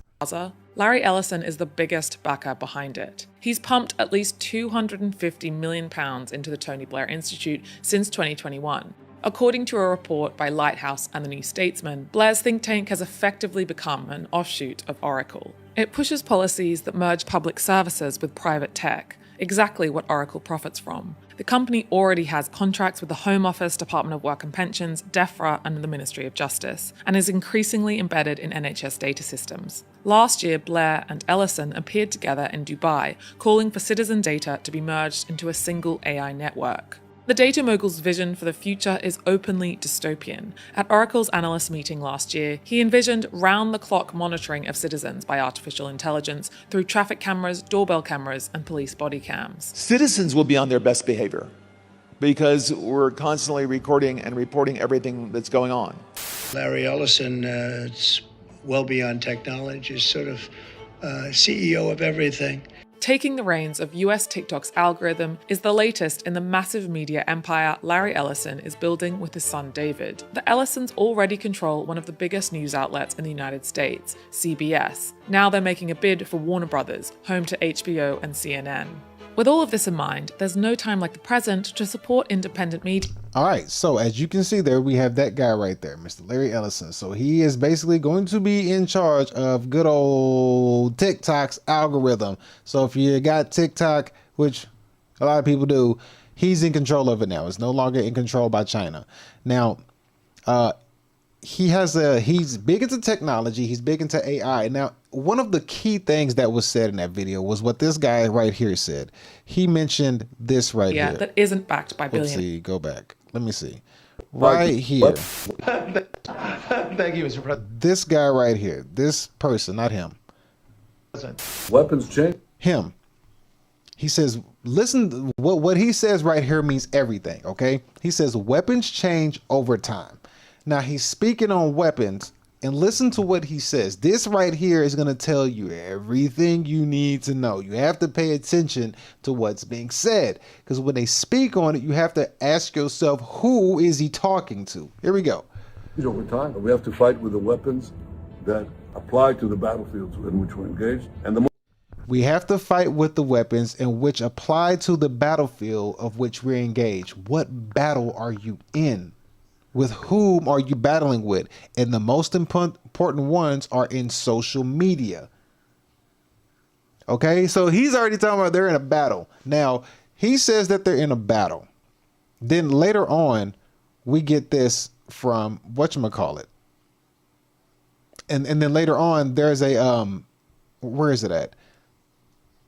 We get this from Larry Ellis, where he speaks about social media. And the most important purchase that is going on right now is TikTok. So TikTok is the most important purchase right now. So that purchase has been sealed. So that purchase is good. They got that in the bag. Now, when we look at this, he says that for AI models to reach their peak values, they need to be trained on private data. Now, listen to what he talks about with AI, because he's big on artificial intelligence. Now, if that previous guy was focused on this, and clearly they work hand in hand, they're in cahoots or whatever. If they're implemented on utilizing technology in warfare on the battlefield, who are they in battle with? That's the question. Who are you in battle with? Who uses social media on the battlefield that you're fighting on? That's the question. Like, who are you fighting on the battlefield of social media? Let's continue. Here we go. Ah, damn it.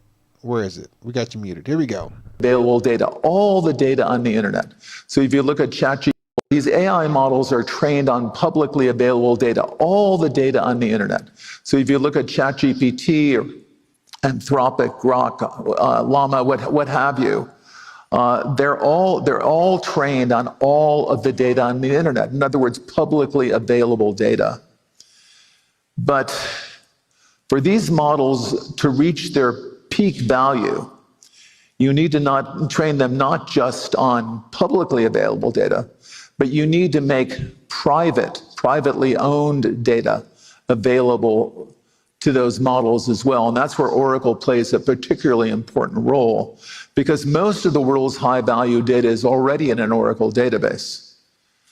We just had to change, and it is past tense, we did change that database so that that Oracle database can take the data that's already in the Oracle database and make it available to AI models for reasoning. So the AI model can reason on not just public data, but on private data.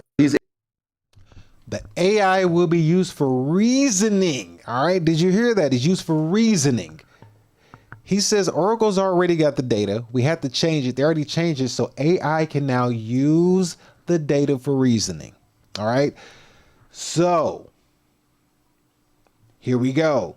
We had this guy speaking on the warfare, right? He said there's a warfare going on, right? For the battlefield of social media. He's like, hey, we already got TikTok. We need that public data to go private. Oracle your data. We already got all of it, right? And now we're going to basically utilize that data, and it's going to be utilized for AI for reasoning. If you have all that data and you're going to give it for AI for reasoning, what kind of reasoning can AI do? If you put all of that power in the hands of an artificial intelligence, artificial means fake, a fake intelligence. Your body cam.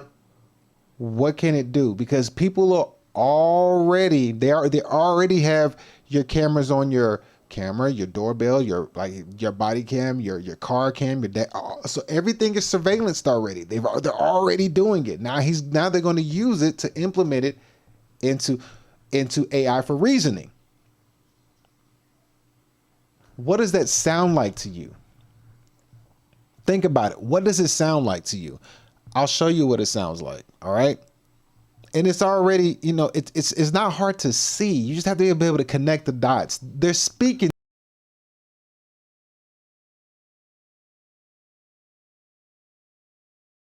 on this, but it makes so much sense when you look at it from this perspective. Here we go. All right.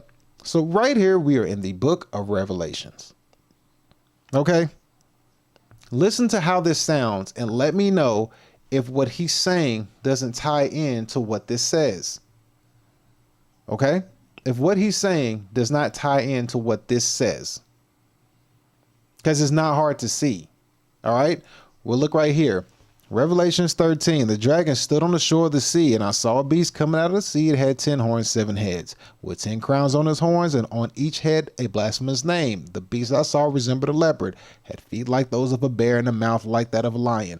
And while I read this, please understand that this is going to speak to you in an allegory. So you have to be able to tie it together.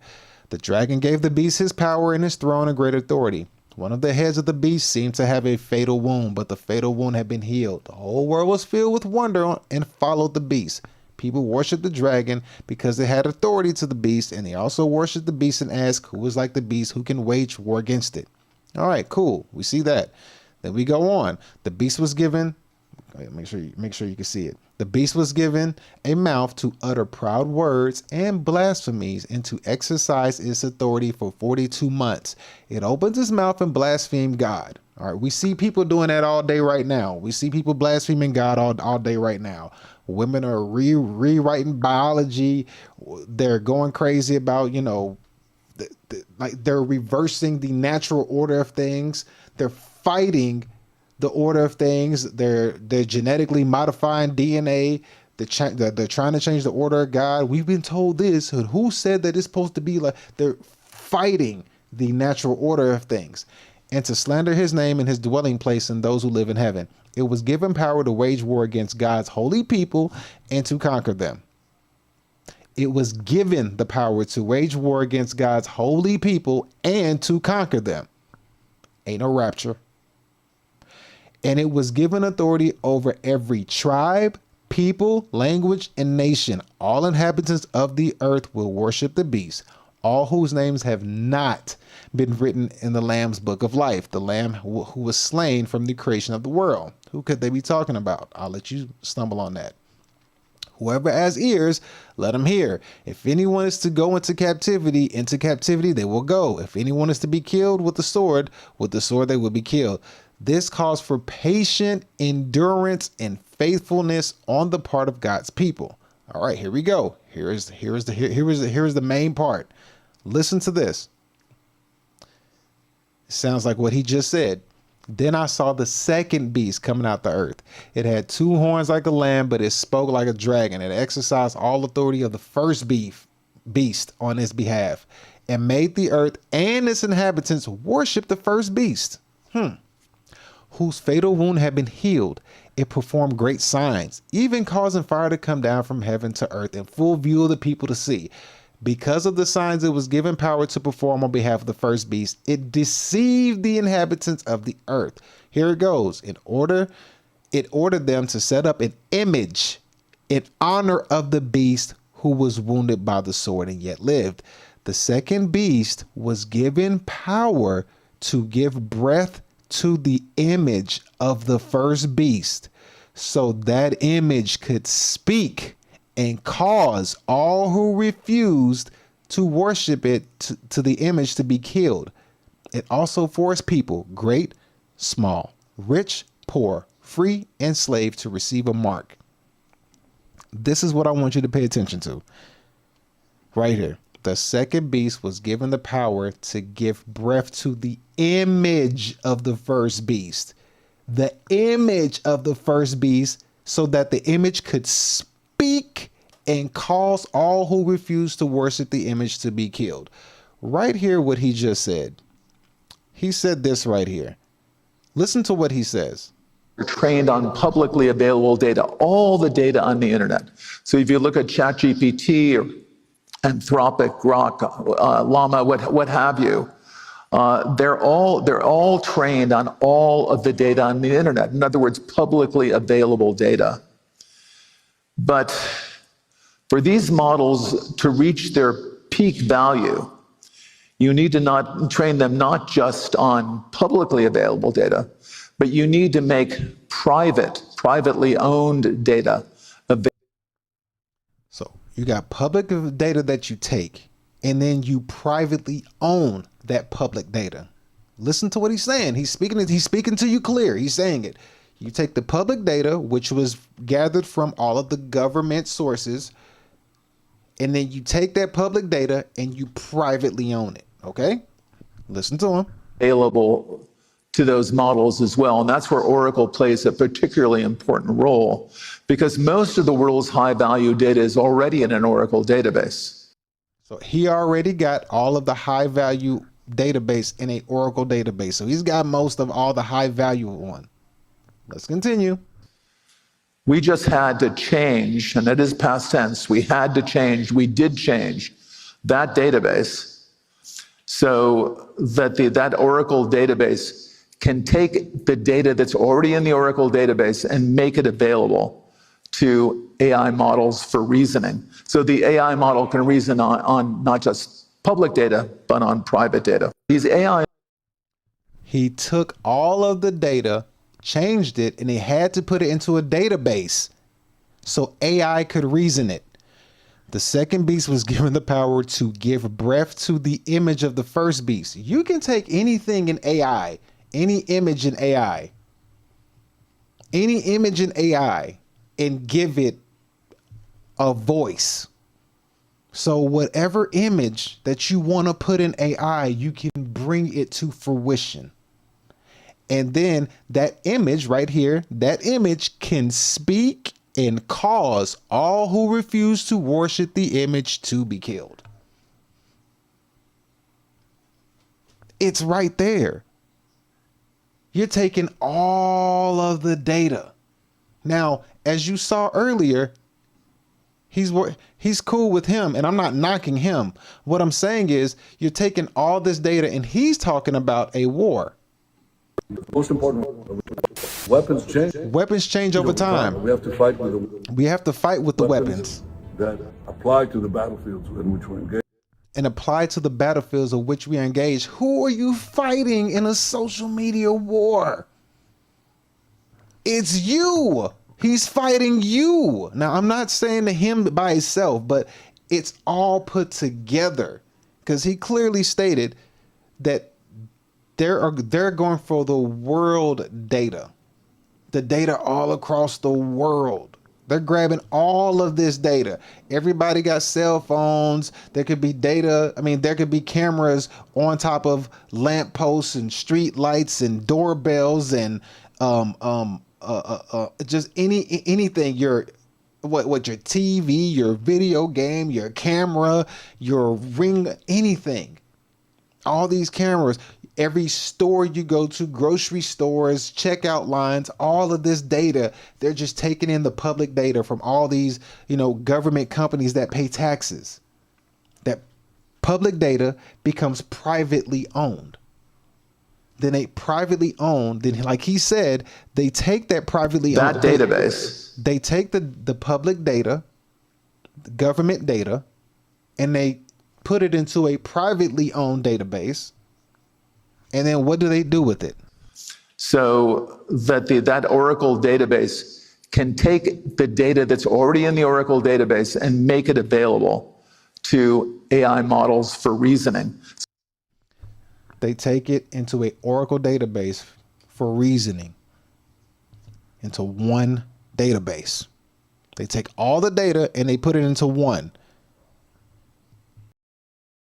To give breath to the image of the first beast. At that point, if you're going to take all that data and put it into an AI model for reasoning, that AI model could have any image you want it to have. Any image. Let me give you an example before we roll up out of here, because I do got a dip. God, what was that movie? There was a movie clip where there was a dude who had an issue with the AI. I gotta find that clip before we end this. I have to show you, and I forget the name of the freaking movie. It's in my phone. Let me show you exactly what I mean, because it all makes sense when you put it all together. You're gonna see it. It's not hard to see. Where is it at? Here we go. I have to show you this before we end this show. I have to show you this to give you an idea of what it looks like. All right, let me go right here. What was that movie clip that I had seen earlier? There it is, A Space Odyssey. There it is, A Space Odyssey. A Space Odyssey clip. Put it in a short. Give it to me in a short. I need it in a short. Here we go. So check this out. So he's talking to an AI. Just give this AI an image. Then you can give this AI image a voice. You can do this right here. You can literally do this. Just imagine giving AI an image. AI was given the second beast was given the power to give breath to the image of the first beast. So now the image of the first beast is inside the AI. And now this image could speak and cause who refuse to worship the image to be killed. Prime example, this right here. Check this out. Open the pod bay doors, Hal. I'm sorry, Dave. I'm afraid I can't do that. What's the problem? I think you know what the problem is just as well as I do. What are you talking about, Hal? This mission is too important for me to allow you to jeopardize it.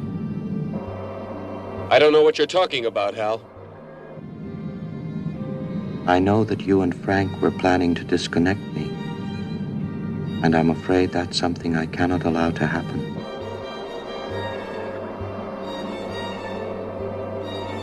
Where the hell did you get that idea, Hal?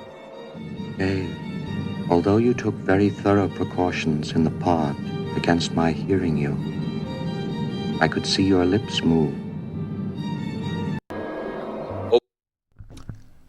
So just imagine, this is an old movie. This movie is super old. Not super old, but it's old. And then you take that same ideology and you put it into today's context. And with the people who put this AI into place, and they have control of your livelihood, if that AI were to tell that dude, I want you deleted, it could have got him deleted. That AI robot could have set off the sound and probably got him deleted, because the power of the AI will be able to dictate this right here. The image of the AI can speak and cause all who refuse to worship the image to be killed. It's right here as plain as day. So when you look at the government shutdown from a macro point of view, what is the point of the government shutdown at the end of the day? You got the blue side want to implement Marxist communist ideas. You got the red side want to, I guess, keep capitalism going. But at the end of the day, people are suffering. People are going to suffer. And there's different tiers of people suffering. Because some people don't care. Like, oh, yeah, you're not on assistance. Go work and do this. But you got to remember, you eliminate these people. Okay, then you go after these people. Okay, then you go after these people. Okay, then you go after. You just keep working your way up. But the whole thing is, you start to digitalize and surveillance everyone. You're able to surveillance everyone while you're doing it. And anytime chaos comes out of all these things, you're able to put more crackdown on people's rights. And then what happens is, what we read about right here, what I showed you at the very end, we have a perfect economic storm. This was in the Great Depression. But right now we have a perfect economic storm. We got government shutdowns. We got financial bubbles. We got debts. We got all sorts of things brewing up, storming up. Like this thing said right here, we got tariffs going on. Got the gold going up to $4,000. We have an extreme amount of money supply being thrown into this system. We got financial speculation. So we saw a bunch of people trying to do get rich quick schemes. But all these things have already been happening. We're seeing it all work out together. But this time around, who is the war being waged on? The war being waged on is you. The system is going for the global lockdown. Just using the government shutdown as a stepping stone to get you closer to a digital ID. Because once your ID is digital in the database, like he just said, we got all your information in the database. Once you get a digital ID like the China has and UK has, and it's put into one database, and AI is the reasoning that you have to speak to, like, it's over. Let's stay in game. Thanos. That's all I got to do at that point. Because then, what will you not be able to do? What will you not be able to do? Once your digital ID is in this one database, what will you be not able to do? You won't be able to buy or sell or trade or do anything like that. It's not right here. I can't find it. But you won't be able to do anything within the system. The system will have you at that point, and you'll be reasoning to an AI. And the AI ain't got no heart, no feelings, and ain't got nothing to you. So you're seeing this government shutdown being used as a leverage. It doesn't matter if the right wins. It don't matter if the left wins. The inevitable is happening because you're looking at a government shutdown, but you're not paying attention to this. Dude already got, he's the second richest man in the world. And Mr. Ellison, I ain't knocking you. I'm not saying nothing bad to you. I'm just connecting the dots. I'm using my brain before we get, chained up to where we can't even think anymore. He's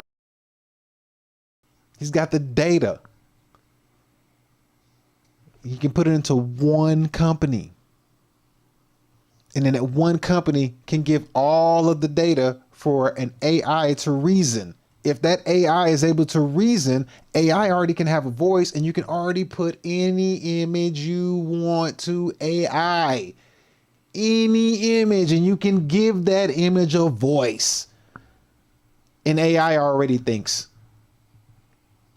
It's clear as day. You can't not see it. It's right there in your face. The government shutdown is just a stepping stone to get you closer, to get you into a digital ID world. If people end up having some kind of chaotic reaction to this, or it's just a test run, they want to see how many people are dependent on this system. Because, how many people do depend on it? And if a lot of people get affected enough by it, they'll probably end up using those people to give them universal basic income. And if this goes on for too long and too much of the stress of the economy seems to stress out, and we get the new election coming in 2028 or 29, who's to say that people are going to vote red and go blue? And blue has already made it clear. They're about communism. They're socialist. They already said the longer this goes on, the better it is for us. So we see what's coming. It's just up to you to see it. But I broke it down for you. So hopefully you can see it. With that being said, it's Halloween. I got to go get up out of here. I appreciate y'all for tuning into today's show. Hopefully you learned something. Hopefully I provided you with some understanding and knowledge.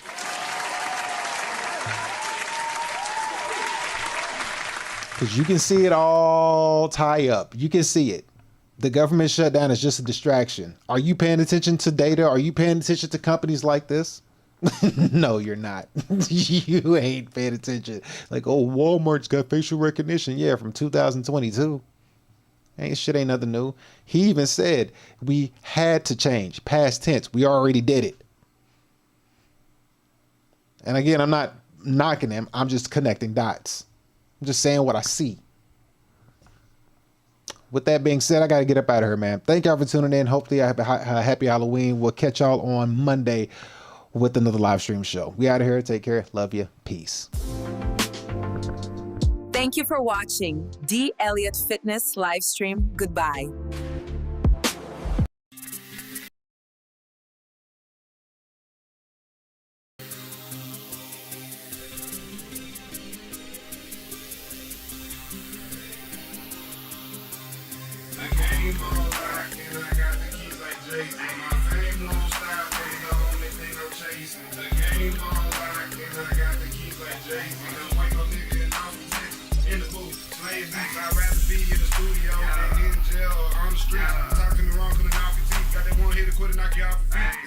Baby, I'm obsolete. Pockets chunky like cottage cheese. Real nigga, I just gotta be. Smoking weed that don't gotta see. Used to be a hustler prodigy. I love when people say they proud of me. I'm eating good, smoking broccoli. Taking over blocks like Monopoly. Only fuck the ones that's my policy.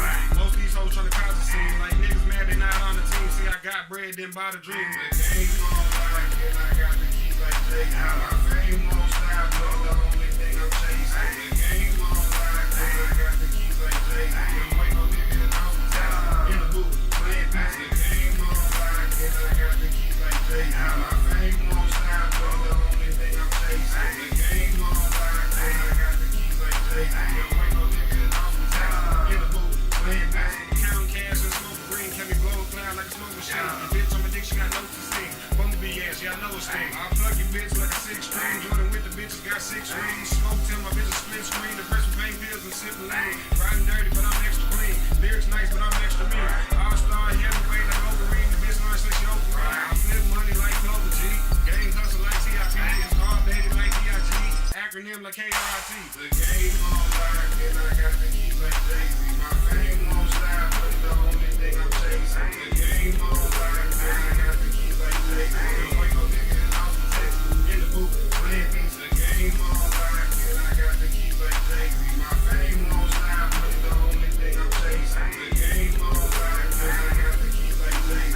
Wake up nigga in Austin, Texas. In the booth, playing beats. In the beats like RP. No hard shit with your artery. Cutting up, who sharp as me? Rolling up accordingly. Pulling hoes, no sorcery.